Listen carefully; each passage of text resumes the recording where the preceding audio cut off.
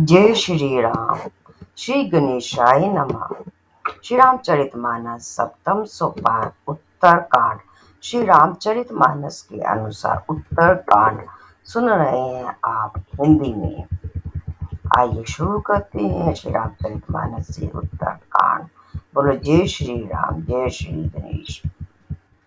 मोर के कंठ की आभा के समान हरिताप नीलवान देवताओं में श्रेष्ठ ब्राह्मण प्रभु जी के चरण कमल के चिन्ह से सुशोभित शोभा से पूर्ण पीताम्बरधारी कमल नेत्र सदा परम प्रसन्न, हाथों में बाण और धनुष धारण किए हुए वानर समूह से युक्त भाई लक्ष्मण जी से सेवित स्तुति किए जाने योग्य श्री जानकी जी के पति श्री रघु श्रेष्ठ पुष्पक विमान पर सवार श्री रामचंद्र जी को मैं निरंतर नमस्कार करता हूँ। कौशलपुरी के स्वामी श्री रामचंद्र जी के सुंदर और कोमल दोनों चरण कमल ब्रह्मा जी और शिव जी के द्वारा वंदित है। श्री जानकी जी के कर कमलों से दुलारे हुए हैं और चिंतन करने वाले के मन रूपी भोरे के नित्य संगी है। अतः चिंतन करने वाले लोग का मन रूपी ब्रह्म सदा उन चरण कमलों में बसा रहता है। कुंती फूल चंद्रमा और शंख के समान सुंदर गौर वर्ण जगजननी श्री पार्वती जी के पति, वांछित फल के देने वाले, दुखियों पर सदा दया करने वाले, सुंदर कमल के समान नेत्र वाले, कामदेव से छुड़ाने वाले कल्याणकारी श्री शंकर जी को मैं नमस्कार करता हूँ। श्री राम जी के लौटने की अवधि का एक ही दिन बाकी रह गया, अतः नगर के लोग बहुत आतुर अधीर हो रहे हैं। राम के वियोग में दुबले हुए स्त्री पुरुष जहाँ तहाँ सोच विचार कर रहे हैं कि क्या बात है, श्री राम जी क्यों नहीं आए। इतने में ही सब सुंदर शगुन होने लगे कि और सबके मन प्रसन्न हो गए। नगर भी चारों ओर से रमणीक हो गया, मानो ये सब के सब जिन प्रभु के शुभ आगमन को जना रहे हैं। कौशल्य आदि सब माताओं के मन में ऐसा आनंद हो रहा है जैसे कोई कहना ही चाहता है कि सीता जी रहे और लक्ष्मण जी सहित प्रभु श्री रामचंद्र जी आगे भरत जी की दाहिनी आंख और दाहिनी भुजा बार बार फड़क रही है। इसे शुभ शगुन जानकर उनके मन में अत्यंत हर्ष हुआ और वे विचार करने लगे, प्राणों की आधार रूप अवधि का एक ही दिन शेष रह गया। यह सोचते ही भरत जी के मन में अपार दुख हुआ। क्या कारण हुआ कि नाथ नहीं आए। प्रभु ने कुटिल जानकर मुझे कहीं बुला तो नहीं दिया। आ हाँ, लक्ष्मण बड़े धन्य एवं बड़भागी हैं जो श्री रामचंद्र जी के चरण विंद के प्रेमी है, अर्थात उनसे अलग नहीं हुए। मुझे तो प्रभु ने कपटी और कुटिल पहचान लिया, इसी से नाथ ने मुझे साथ नहीं लिया। बात भी ठीक ही है, क्योंकि यदि प्रभु मेरी करनी पर ध्यान दे तो सैकड़ों असंख्य कल्पों तक भी मेरा निस्तार छुटकारा नहीं हो सकता। परंतु आशा इतनी ही है कि प्रभु सेवक का गुण कभी नहीं मानते। वे दीन बंधु हैं और अत्यंत ही कोमल स्वभाव के हैं, अतः मेरे हृदय में ऐसा पक्का भरोसा है कि श्री राम अवश्य मिलेंगे, क्योंकि मुझे शगुन बड़े शुभ हो रहे हैं। किंतु अवधि बीत जाने पर यदि मेरे प्राण रह गए तो जगत में मेरे समान नीच कौन होगा। श्री राम जी के विरह समुद्र में भरत जी का मन डूब रहा था। उसी समय पवन पुत्र हनुमान जी ब्राह्मण का रूप धर कर इस प्रकार आ बैठे मानो उन्हें डूबने से बचाने के लिए नाव आ गई हो। हनुमान जी ने दुर्बल शरीर भरत जी को जटाओं का मुकुट बनाए राम रघुपति जपते और कमल के समान नेत्रों से प्रेमाश्रु का जल बहाते कुछ के आसन पर बैठे देखा। उन्हें देखते ही हनुमान जी अत्यंत हर्षित हुए, उनका शरीर पुलकित हो गया, नेत्रों से प्रेमाश्रु का जल बरसने लगा। मन में बहुत प्रकाश से सुख मानकर वे कानों के लिए अमृत के समान वाणी बोले, जिनके विरह में आप दिन रात सोच करते गुजरते रहते हैं और जिनके कुछ समय की पंक्तियों को आप निरंतर रटते रहते हैं, वे ही रघुकुल के तिलक सज्जनों को सुख देने वाले और देवता तथा मुनियों के रक्षक श्री राम जी सकुशल आ गए। शत्रुओं को रण में जीत कर सीता जी और लक्ष्मण जी सहित प्रभु आ रहे हैं। देवता उनका सुंदर यश गा रहे हैं। ये वचन सुनते ही भरत जी को सारे दुख भूल गए। जैसे प्यासा आदमी अमृत पा पर प्यास की दुख को भूल जाए। भरत जी ने पूछा, हे तात तुम कौन हो और कहाँ से आए हो, जो तुमने मुझको ये परम प्रिय अत्यंत आनंद देने वाले वचन सुनाए। हनुमान जी ने कहा, हे कृपानिधान सुनिए, मैं पवन का पुत्र और जाति का वानर हूँ। मेरा नाम हनुमान है। मैं दिनों के बंधु श्री रघुनाथ जी का दास हुआ। सुनते ही भरत जी उठकर आदरपूर्वक हनुमान जी से गले लगकर मिले। मिलते समय प्रेम हृदय में स्नेह समाता, नेत्रों से आनंद और प्रेम के आंसुओं का जल बहने लगा और शरीर पुलकित हो गया। भरत जी ने कहा, हे हनुमान, तुम्हारे दर्शन से मेरे समस्त दुख समाप्त हो गए, दुखों का अंत हो गया। तुम्हारे रूप में आज मुझे प्यारे राम जी ही मिल गए। भरत जी ने बार बार कुशल पूछे और कहा, हे भाई सुनो, इस शुभ संवाद के बदले में तुम्हें क्या दूं। इस संदेश के सामने इसके बदले में देने लायक पदार्थ जगत में कुछ भी नहीं है। मैंने यह विचार करके देख लिया है, इसीलिए ही तात मैं तुमसे किसी भी प्रकार भी उधर नहीं हो सकता। अब मुझे प्रभु का चरितार्थ सुनाओ। तब हनुमान जी ने भरत जी के चरणों में मस्तक समाकर श्री रघुनाथ जी की सारी गुण गाथा गई। भरत जी ने पूछा, हे हनुमान, कहो कृपालु स्वामी श्री रामचंद्र जी कभी मुझे अपने दास की तरह याद भी करते हैं। रघुवंश के भूषण श्री राम जी क्या कभी अपने दास की भांति मेरा सम्मान करते हैं। भरत जी के अत्यंत नरम वचन सुनकर हनुमान जी पुलकित शरीर होकर उनके चरणों पर गिर पड़े और मन में विचारने लगे कि जो चराचर के स्वामी है वे रघुवीर अपने श्री मुख से इनके गुण समूह का वर्णन करते हुए भरत जी ऐसे विनम्र परम पवित्र और सद्गुणों के समुद्र क्यों ना हो। हनुमान जी ने कहा, हे नाथ, आप श्री राम जी को प्राणों के समान प्रिय है। हे तात, मेरा वचन सत्य है। यह सुनकर भरत जी बार बार मिलते हैं, हृदय में हर्ष समाता नहीं है। फिर भरत जी के चरणों में से नवाकर हनुमान जी तुरंत ही श्री राम जी के पास लौट गए और जाकर उन्होंने सब कुशल कही। तब प्रभु हर्षित होकर विमान पर चढ़कर चले। इधर भरत जी भी हर्षित होकर अयोध्यापुरी में आए। उन्होंने गुरु जी को सब समाचार सुनाया। फिर राजमहल में खबर जनाई कि श्री रघुनाथ जी कुशल पूर्व नगर को आ रहे हैं। खबर सुनते ही सब माताएं उठ दौड़ी। भरत जी ने प्रभु की कुशल कहकर सबको समझाया। नगरवासियों ने यह समाचार पाया तो स्त्री पुरुष सब हर्षित होकर दौड़े श्री राम जी के स्वागत के लिए। दही दूध गोए चन फल फूल और मंगल के मूल नवीन तुलसी दल आदि वस्तुएं सोने के थालों में भर भर कर हाथियों किसी चाल वाली सौभाग्यवती स्त्रियां उन्हें लेकर गाती हुई चली। जो जैसे है, जहाँ जिस दिशा में है, वे वैसे ही वहीं से उसी दिशा में उठ दौड़ते हैं। देर हो जाने के डर से बाल को और बूढ़ों को कोई साथ नहीं लेता। एक दूसरे से पूछते हैं, भाई तुमने दयालु श्री रघुनाथ जी को देखा है। प्रभु को आते जानकर अवधपुरी संपूर्ण शोभाओं की खान हो गई। तीनों प्रकार की सुंदर वायु बहने लगी। सरयू जी अति निर्मल जल वाली हो गई, अर्थात सरयू जी का जल अत्यंत निर्मल हो गया। गुरु वशिष्ठ जी कुटुंब छोटे भाई शत्रुघ्न तथा ब्राह्मणों के समय के साथ हर्षित होकर भरत जी अत्यंत प्रेम पूर्वक मन से कृपा धाम श्री राम जी के सामने अर्थात उनकी अगवानी के लिए चले। बहुत सी स्त्रियां अटारियों पर चढ़ी आकाश में विमान देख रही है और उसे देखकर हर्षित होकर मीठे स्वर से सुंदर मंगल गीत गा रही है। श्री रघुनाथ जी ये पूर्णिमा के चंद्रमा है तथा अवधपुर समुद्र है, जो उस पूर्ण चंद्र को देख कर हर्षित हो रहा है और शोर करता हुआ बढ़ रहा है। इधर उधर दौड़ती हुई स्त्रियां उसकी तरंगों के समान लगती हैं। यह विमान पर से सूर्य को रूपी कमल के प्रफुल्लित करने वाले सूर्य श्री राम जी वानरों को मनोहर नगर दिखला रहे हैं। वे कहते हैं, हे सुग्रीव, हे अंगद, हे लंकापति विभीषण, सुनो, ये पुरी पवित्र है और यह देश सुंदर है। यद्यपि सबने वैकुंठ की बड़ाई की है, यह वेद पुराणों में प्रसिद्ध है और जगत जानता है, परंतु अवधपुरी के समान मुझे वह भी प्रिय नहीं है। यह बात भेद कोई कोई बिल्ली ही जानते हैं। यह स्वामी पूरी मेरी जन्मभूमि है। इसके उत्तर दिशा में जीवों को पवित्र करने वाली सरयू नदी बहती है, जिसमें स्नान करने से मनुष्य बिना ही परिश्रम के मेरे समीप निवास समय पे मुक्ति पा जाते हैं। यहाँ के निवासी मुझे बहुत ही प्रिय है। यह पूरी सुख की राशि और मेरे परम धाम को देने वाली है। प्रभु की वाणी सुनकर सब वानर हर्षित हुए और कहने लगे कि जिस अवध की स्वयं श्री राम जी ने बड़ाई की है, अवश्य ही धन्य है।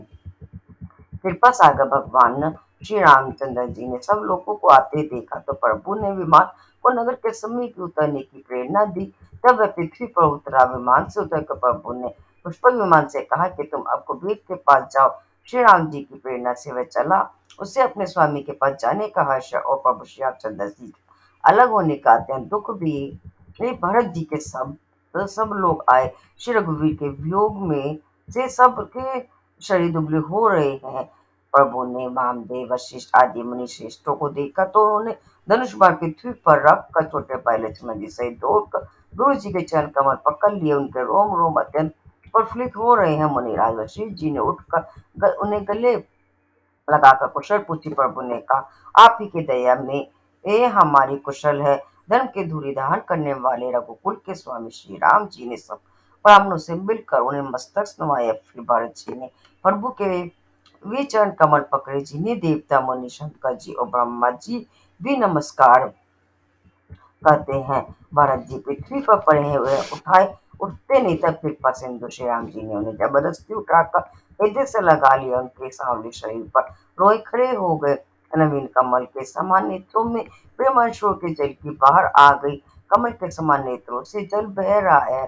सुंदर शरीर में पुलकावली अत्यंत शोभा दे रही है। त्रिलोकी के स्वामी प्रभु श्री राम जी छोटे भाई भरत जी को अत्यंत प्रेम से हृदय से लगाकर मिले।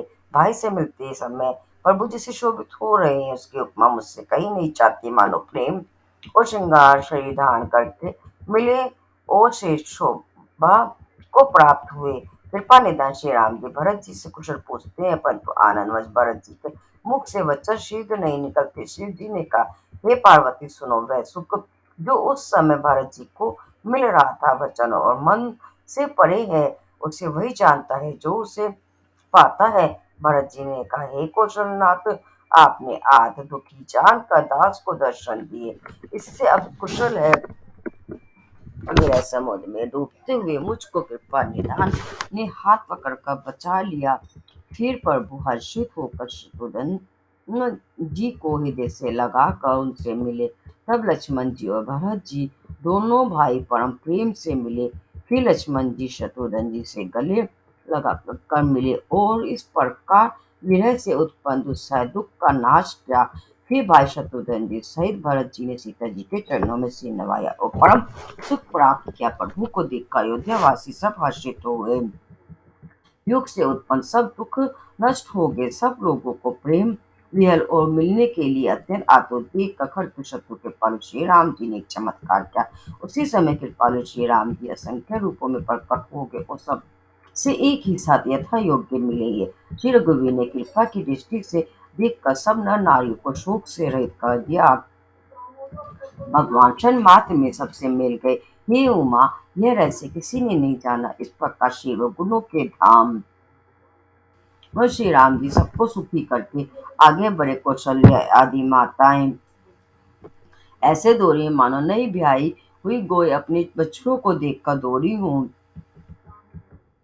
मानो नई ब्याही हुई गोई अपने छोटे बच्चों पर को घर पर छोड़कर परवश होकर वन में ये चलने गई हो और दिन का अंत होने पर बच्चों से मिलने के लिए ओंकार करके थन से धूत गिराती हुई नगर की ओर दौड़ी। प्रभु ने अत्यंत प्रेम से सब माताओं से मिलकर उनसे बहुत प्रकार के कोमल वचन कहे। वियोग से उत्पन्न भयानक विपत्ति दूर हो गई और सबने भगवान से मिलकर और उनके वचन सुनकर अगिनत सुख और हर्ष प्राप्त किए। सुमित्रा जी अपने पुत्र लक्ष्मण जी की श्री राम जी के चरणों में प्रीति जानकर उनसे मिली। श्री राम जी से मिलते समय कैकेयी के जी के हृदय में बहुत सच्चाई। लक्ष्मण जी भी सब माताओं से मिलकर और आशीर्वाद पाकर हर्षित हुए। वे कैकेयी जी से बार बार मिले, परंतु उनके मन का शोभा हर्ष नहीं चाहता। जानकी जी सब सासुओं से मिली और उनके चरणों लगकर उन्हें अत्यंत हर्ष हुआ। सासुएं कुशल पूछकर आशीष दे रही है कि तुम्हारा स्वागत अचल हो। सब माता श्री रघुनाथ जी का कमल सम्मुखा देख रही है। नेत्रों से प्रेम के आंसू उमज आते हैं, परंतु मंगल का समय जानकर वे आंसू के जल को नेत्रों में ही रोक रखती हैं। सोने के थाल से आरती उतारती हैं और बार बार प्रभु के अंग श्री अंगों को यो देखती हैं, अनेकों प्रकार से निछावर करती हैं और हृदय में परमानंद तथा हर्ष भर रही हैं। कौशल्या जी बार बार कृपा के समुद्र और रणधीर श्री रघुवीर की ओर देख आई वे बार-बार हृदय में विचारती हैं कि उन्होंने लंकापति रावण को कैसे मारा। मेरे ये दोनों बच्चे बड़े ही सुकुमार हैं और राक्षस तो बड़े भारी योद्धा और महान बली थे। लक्ष्मण जी और सीता जी सहित प्रभु श्री रामचंद्र जी को माता देख रही है और उनका मन परमानंद में मग्न है और श्री बाप पुलकित हो रहा है। लंकापति, विभीषण, वानर, सुग्रीव, नल, जामवंत और अंगद तथा हनुमान जी आदि सभी उत्तम स्वभाव वाले वीर वानरों ने मनुष्य के मनोवश शरीर धारण कर लिए। ऐसा भरत जी के प्रेम, सुंदर स्वभाव, त्याग के व्रत और नियमों की अत्यंत प्रेम से आदरपूर्वक बड़ाई कर रहे हैं और नगरवासियों की प्रेमशील और विनय से पूर्ण रीति देख कर वे सब प्रभु के चरणों में उनके प्रेम की सराहना कर रहे हैं। फिर श्री रघुनाथ जी ने सब सखाओं को बुलाया और सबको सिखाया कि मुनि के चरणों में लगो। ये गुरु वशिष्ठ जी हमारे कुल भर वे पुत्रियां इन्हीं की कृपा से रण में राक्षस मारे गए हैं। फिर गुरु जी से कहा, हे मुनि सुनिए, ये सब मेरे सखा हैं। इस रूप समुद्र में मेरे लिए बड़े जात के समान हुए। मेरे हित के लिए इन्होंने अपने जन्म तक हा दिए, अपने प्राणों तक को होम दिया। यह मुझे भरत से भी अधिक प्रिय हैं। प्रभु के वचन सुनकर सब प्रेम और आनंद में मग्न हो गए। इस प्रकार पल पल में उन्हें नए नए सुख उत्पन्न हो रहे हैं। फिर उन लोगों ने कौशल्या जी के चरणों में मस्तक नवाया। कौशल्या जी ने आश्रित होकर आशीष दी और कहा, तुम मुझे रघुनाथ के समान प्यारे हो। आनंद कंठ श्री राम जी अपने महल को चले। आकाश फूलों की सृष्टि से छा गया। नगर के स्त्री पुरुषों के समय अटारियों पर चढ़कर उनके दर्शन कर रहे हैं। सोने के कलशों को विचित्र रीति से मणि रत्न आदि से अलंकृत कर और सजाकर सब लोगों ने अपने अपने दरवाजों पर रख दिया। सब लोगों ने मंगल के लिए बंधन ध्वजा और पताका लगाए। सारी गलियां सुगंधित द्रव्यों से सजाई गई। गजमुक्ताओं से रचकर बहुत सी चौकियां पढ़ाई गई। अनेकों प्रकार के सुंदर मंगल साज सजाए गए और हर्षपूर्वक नगर में बहुत से डंके बजने लगे। स्त्रियां जहां तक निछावर कर रही हैं और हृदय में हर्षित होकर आशीर्वाद देती हैं। बहुत सी युवती सौभाग्यवती स्त्रियां सोने के थाल में अनेकों प्रकार की आरती सजाकर मंगल गान कर रही हैं। वे आते हर दुखों को हरने वाले और सूर्यकुल रूपी कमल वन के प्रफुल्लित करने वाले सूर्य श्री राम जी की आरती कर रही है। नगर की शोभा संपत्ति और कल्याण का वेद श्री जी और सरस्वती जी वर्णन करते हैं, परंतु भी ये चरित्र देख कटक से रह जाते हैं, स्तंभित हो जाते हैं। शिव जी कहते हैं कि ए उमा, तब भला मनुष्य के गुणों को कैसे कह सकते हैं। स्त्रिया कुंदनी है, अयोध्या सरोवर और श्री रघुनाथ जी का विरह सूर्य है। इस विरह सूर्य के ताप से मुरझा गई थी। अब उस विरह रूपी सूर्य के अस्त होने पर श्री राम रूपी पूर्ण चंद्रमा को निरख कर वे खिल उठी। अनेकों प्रकार के शुभ शगुन हो रहे हैं। आकाश में नगारे बज रहे हैं। नगर के पुरुषों और स्त्रियों को सनाथ दर्शनार्थ के तात करके भगवान श्री रामचंद्र जी महल को चले। शिव जी कहते हैं, ये भवानी प्रभु ने जान लिया कि माता की लज्जित हो गई हैं, इसलिए वे पहले उन्हीं के महल को गए और उन्हें समझा बुझाकर बहुत सुख दिया। फिर श्री हरि ने अपने महल को गमन किया। कृपा के समुद्र श्री राम जी जब अपने महल को गए तब नगर के स्त्री पुरुष सब सुखी हुए। गुरु वशिष्ठ जी ने ब्राह्मणों को बुला लिया और कहा, आज शुभ घड़ी, सुंदर दिन आदि सभी शुभ योग है। आप सब ब्राह्मण हर्षित होकर आज्ञा दीजिए जिससे श्री रामचंद्र जी सिंहासन पर विराजमान हो। वशिष्ठ मुनि के सुहावने वचन सुनते ही सब ब्राह्मणों को बहुत ही अच्छे लगे। वही सब अनेकों ब्राह्मण कोमल वचन कहने लगे कि श्री रामचंद्र जी का राज्य अभिषेक संपूर्ण जगत को आनंद देने वाला है। हे श्रेष्ठ मुनि, अब विलंब न कीजिए और महाराज का राज तिलक शीघ्र कीजिए। बोलो जय श्री राम। तब मुनि ने सुमन जी से कहा। वे सुनते ही हर्षित होकर चले। उन्होंने तुरंत ही जाकर अनेकों रथ, घोड़े और हाथी सजाए और जहां तहां सूचना देने वाले दूतों को भेजकर मांगलिक वस्तुएं मंगाकर फिर हर्ष के साथ आकर वशिष्ठ जी के चरणों में से नवाया। नमः परायण आठवां विश्राम। बोलो जय श्री राम, जय सीताराम। अवधपुरी बहुत ही सुंदर सजाई गई। देवताओं ने पुष्पों की वर्षा की झड़ी लगा दी। श्री रामचंद्र जी ने सेवकों को बुलाकर कहा कि तुम लोग जाकर पहले मेरे सखाओं को स्नान कराओ। भगवान के वचन सुनते ही सेवक जहां तहां दौड़े और तुरंत ही उन्होंने सुग्रीव आदि को स्नान कराया। फिर करुणानिधि श्री राम जी ने भरत जी को बुलाया और उनकी जटाओं को अपने हाथों से सुलझाया। तत्वंतर भक्त वत्सल कृपालु प्रभु श्री रघुनाथ जी ने तीनों भाइयों को स्नान कराया। भरत जी का भाग्य और प्रभु की कोमलता का वर्णन अरबों शेष जी भी नहीं कर सकते। फिर श्री राम जी ने अपनी जटाएं खोली और गुरु जी की आज्ञा मांग कर स्नान किया। स्नान करके प्रभु ने आभूषण धारण किए। उनके सुशोभित अंगों को देखकर सैकड़ों असंख्य कामदेव लजा गए। इधर सासुओं ने जानकी जी को आदर के साथ तुरंत ही स्नान कराकर उनके अंग अंग में दिव्य वस्त्र और श्रेष्ठ आभूषण भली भांति सजा दिए, पहना दिए। श्री राम जी के बाईं ओर रूपों और गुणों की खान श्री जानकी जी शोभित हो रही हैं। उन्हें देखकर सब माताएं अपना जन्म जीवन सफल समझकर हर्षित हुई। ठाकुर भूषण जी कहते हैं कि ये पक्षी राजगुरु जी सुनिए, उस समय ब्रह्मा जी, शिव जी और मुनियों के समय तथा विमानों पर चढ़कर सब देवता आनंद कंठ के दर्शन करने के लिए आए। प्रभु को देखकर मुनि वशिष्ठ जी के मन में प्रेम भर आया। उन्होंने तुरंत ही दिव्य सिंहासन मंगवाया जिसका देश सोने के समान था।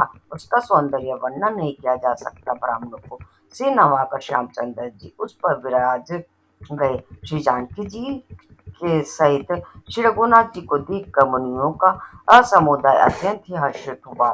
तब ब्राह्मणों ने वेद मंत्रों का उच्चारण किया। आकाश में देवता और मुनि जय हो ऐसा पुकार करने लगे। सबसे पहले मुनि वशिष्ठ जी ने तिलक किया। फिर उन्होंने सब ब्राह्मणों को तिलक करने की आज्ञा दी। पुत्र को राज सिंहासन पर देखकर माताएं हर्षित हुई और उन्होंने बार बार आरती उतारी। उन्होंने ब्राह्मणों को अनेक प्रकार के दान दिए और संपूर्ण याचकों को याचक बना दिया। माला माल कर दिया। त्रिभुवन के स्वामी श्री रामचंद्र जी के अयोध्या के सिंहासन पर विराजित देखकर देवताओं ने नगारे बजाए। आकाश में बहुत से नगारे बज रहे हैं। गंधर्व और किन्नर गा रहे हैं। अप्सराओं के झुंड नाच रहे हैं। देवता और मुनि परमानंद प्राप्त कर रहे हैं। भरत, लक्ष्मण और शत्रुघ्न जी, विभीषण, अंगद, हनुमान और सुग्रीव आदि सहित कर्मश्रेष्ठ छत्र, चंवर, पंखा, धनुष, तलवार, ढाल और शक्ति लिए हुए सुशोभित है। श्री सीता जी सहित सूर्यवंश के विभूषण श्री राम जी के शरीर में अनेकों कामधेनुओं की छवि शोभा दे रही है। नवीन जलयुक्त मेघों के समान सुंदर श्याम शरीर पीताम्बर देवताओं के मन को भी मोहित कर रहा है। मुकुट, बाजूबंद आदि विचित्र आभूषण अंग अंग में सजे हुए हैं। कमल के समान नेत्र है, चौड़ी छाती है और लंबी भुजाएं हैं। जो उनके दर्शन करते हैं वे मनुष्य धन्य है। हे पक्षीराज गरुड़ जी, वह शोभा, वह समाज और वह सुख मुझसे कहते नहीं बनता। सरस्वती जी, शेष जी और वेद निरंतर उसका वर्णन करते हैं और उसका रस आनंद महादेव जी ही जानते हैं। सब देवता अलग अलग स्तुति करके अपने अपने लोक को चले गए। तब भाटों का रूप धारण करके चारों वेद आए जहाँ श्री राम जी थे। कृपा निधान सर्वज्ञ प्रभु ने पहचान कर उनका बहुत ही आदर किया। इसका भेद किसी ने भी कुछ भी नहीं जाना। वे यदि गुणगान करने लगे, हे सकुन और निर्गुणकार, हर हे अनुपम रूप लावण्य युक्त, हे राजाओं के शिरोमणि, आपकी जय हो। आपने रावण आदि प्रचंड प्रबल और दुष्ट निशाचरों को अपनी भुजाओं के बल से मार डाला। अपने मनुष्य अवतार लेकर संसार के भार को नष्ट करके अत्यंत कठोर दुखों को भस्म कर दिया। हे दयालु, हे शरणागत की रक्षा करने वाले प्रभु, आपकी जय हो। मैं शक्ति सीता जी सहित आप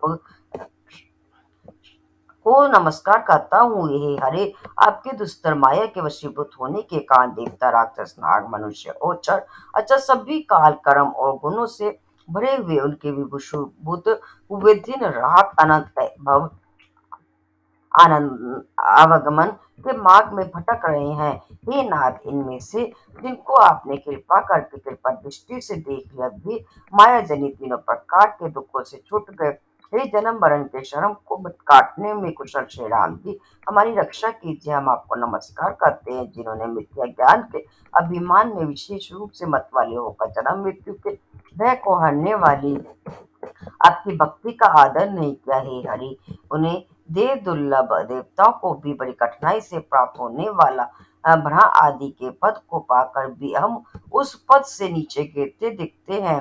परंतु जो सब आशाओं को छोड़कर आप पर विश्वास करके आपके दास हो जाते हैं, वे केवल आपका नाम ही जप कर बिना ही परीक्षा भवसागर से तर जाते हैं। हे नाथ, ऐसा आपका हम स्मरण करते हैं जो चरण शिव जी और ब्रह्मा जी के द्वारा पूज्य हैं, तथा जिन चरणों के कल्याण में राज का स्पर्श पाकर शिला बनी हुई गौतम ऋषि की पत्नियां लतर गई, जिन चरणों के नख से मुनियों द्वारा वंदित त्रिलोक्य को पवित्र करने वाली देव नदी गंगा जी निकले, और दवजा वज्र अंकुश और कमल जिन चिन्हों से युक्त जिन चरणों में वन में फेरते समय कांटे चुभ जाने से खट्टे पड़ गए हैं।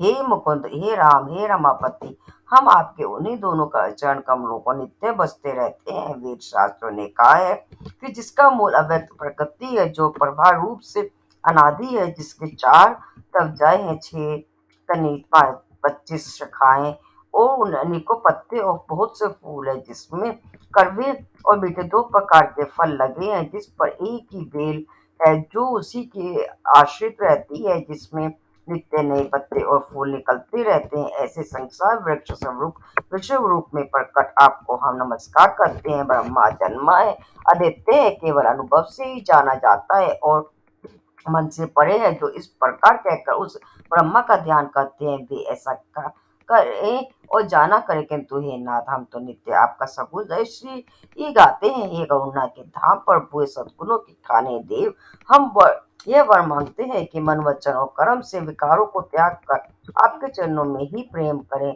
वेदों ने सबके देखते देखते यह श्रेष्ठ विनती की, फिर वे अंतर्धान हो गए और ब्रह्मलोक को चले गए। काकभूषण जी कहते हैं कि हे करो जी, सुनिए। तब शिव जी वहां आए और जहाँ श्री रघुवीर थे और गदवानी से स्तुति करने लगे, उनका शरीर पुलकावली से पूर्ण हो गया। हे राम, हे राम रमन, हे लक्ष्मीकांत, हे जन्म मरण के संताप का नाश करने वाले, आपकी जय हो। आवागमन के भय से व्याकुल इस सेवक की रक्षा कीजिए। हे अवधपति, हे देवताओं के स्वामी, हे रमापति, हे विभो, मैं शरणागत आपसे यही मांगता हूँ कि हे प्रभु, मेरी रक्षा कीजिए। हे 10 सिर और 20 भुजाओं वाले रावण का विनाश करके पृथ्वी के सब महान रोगों को और कष्टों को दूर करने वाले श्री राम जी, रक्षा समय रूपी जो पतंगे थी, वे सब आपके बाण रूपी अग्नि के प्रचंड से भस्म हो गए। आप पृथ्वी मंडल के अत्यंत सुंदर आभूषण है। आप श्रेष्ठ बाण, धनुष और तर्कस धारण किए हुए हैं। मान, मद, मोह और ममता रूपी रात्रि के अंधकार समय के नाश करने के लिए आप सूर्य के तेजोमय किरण समय हैं।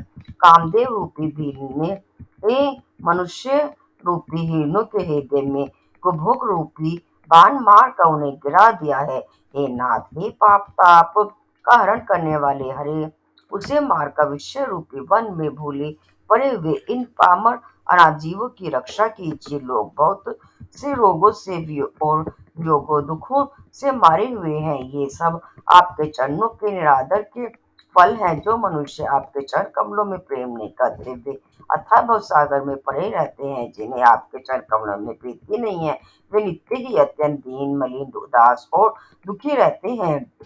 और जिन्हें आपकी लीला कथा का आधार है, उनको संत और भगवान सदा प्रिय लगने लगते हैं।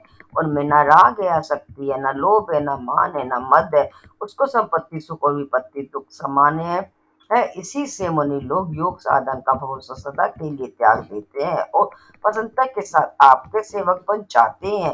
वे प्रेम पूर्वक नियम लेकर निरंतर शुद्ध हृदय से आपके चरण कमलों की सेवा करते रहते हैं और निरादर होकर आदर और सम्मान मानकर वे सब संत सुखी होकर पृथ्वी पर विचरते हैं। हे मुनियों के मन रूपी कमल के ब्रह्मन, हे महान रणधीर एवं अजय श्री रघुवीर, मैं आपको बचता हूँ, आपकी शरण ग्रहण करता हूँ। हे हरि, आपका नाम जपता हूँ और आपको नमस्कार करता हूँ।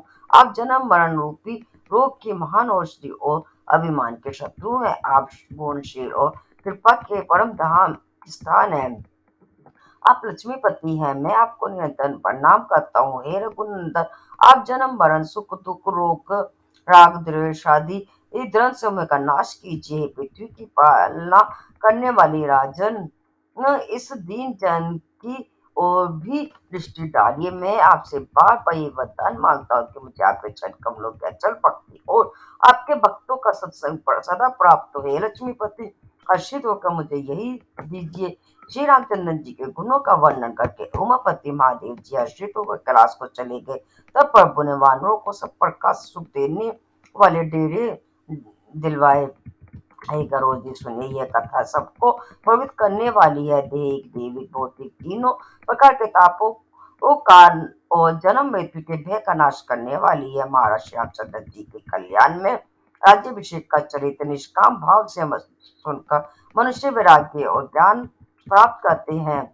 और जो मनुष्य सकाम भाव से सुनते और गाते हैं, वे अनेकों प्रकार के सुख और संपत्ति पाते हैं। वे जगत में देह दुर्लभ सुखों को भोग कर अंत काल में श्री रघुनाथ जी के परम धाम को जाते हैं। जिसे जो जीवन मुक्त विरक्त और विषय सुनते हैं, वे कर्मश भक्ति मुक्ति और नवीन संपत्ति नित्य नए भोग पाते हैं। ही पक्षी गुरु जी, मैंने अपनी बुद्धि की पहुंच के अनुसार राम कथा वर्णन की है, जो जन्म मरण के भय और दुख को हरने वाली है।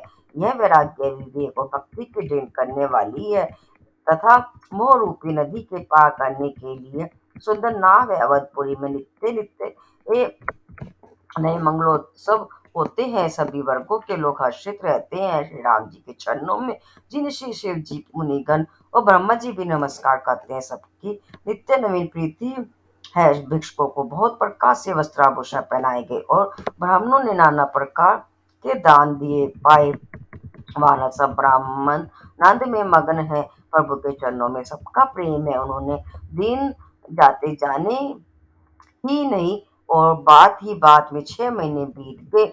उन लोगों को अपने घर भूल ही गए। जागृत की तो बात ही क्या, उन्होंने स्वप्न में भी घर की सुध याद ही नहीं आती। जैसे संतों के मन में दूसरों से द्रोह करने की बात कभी नहीं आती। तब श्री रघुनाथ जी ने सब सखाओं को बुलाया। सबने आदर आकर आदर सहित से नवाया। बड़े ही प्रेम से श्री राम जी ने उनको अपने पास बैठाया और भक्तों को सुख देने वाले कोमल वचन कहे। तुम लोगों ने मेरी बड़ी सेवा की है, मुंह पर किस प्रकार तुम्हारी बड़ाई करूं। मेरे हित के लिए तुम लोगों ने घरों को तथा सब प्रकार के सुखों को त्याग दिया। इससे तुम मुझे अत्यंत ही प्रिय लग रहे हो।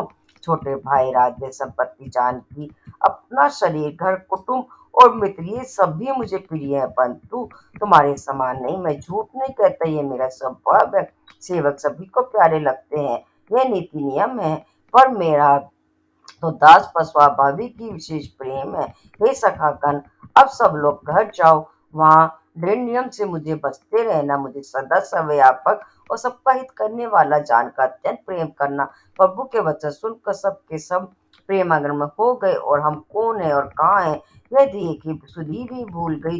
वे प्रभु के सामने हाथ जोड़कर टकटकी लगाए देखते ही रह गए। अत्यंत प्रेम के कारण कुछ कह नहीं सकते। प्रभु ने उनका अत्यंत प्रेम देखा, तब उन्हें अनेकों प्रकार से विशेष ज्ञान का उपदेश दिया। प्रभु के सम्मुख वे कुछ कह नहीं सकते, बार बार प्रभु के चरण कमलों को देखते हैं। तब प्रभु ने अनेक रंगों के अनुपम और सुंदर गहने कपड़े मंगवाए। सबसे पहले भरत जी ने अपने हाथ से संवार कर सुग्रीव को वस्त्राभूषण पहनाए।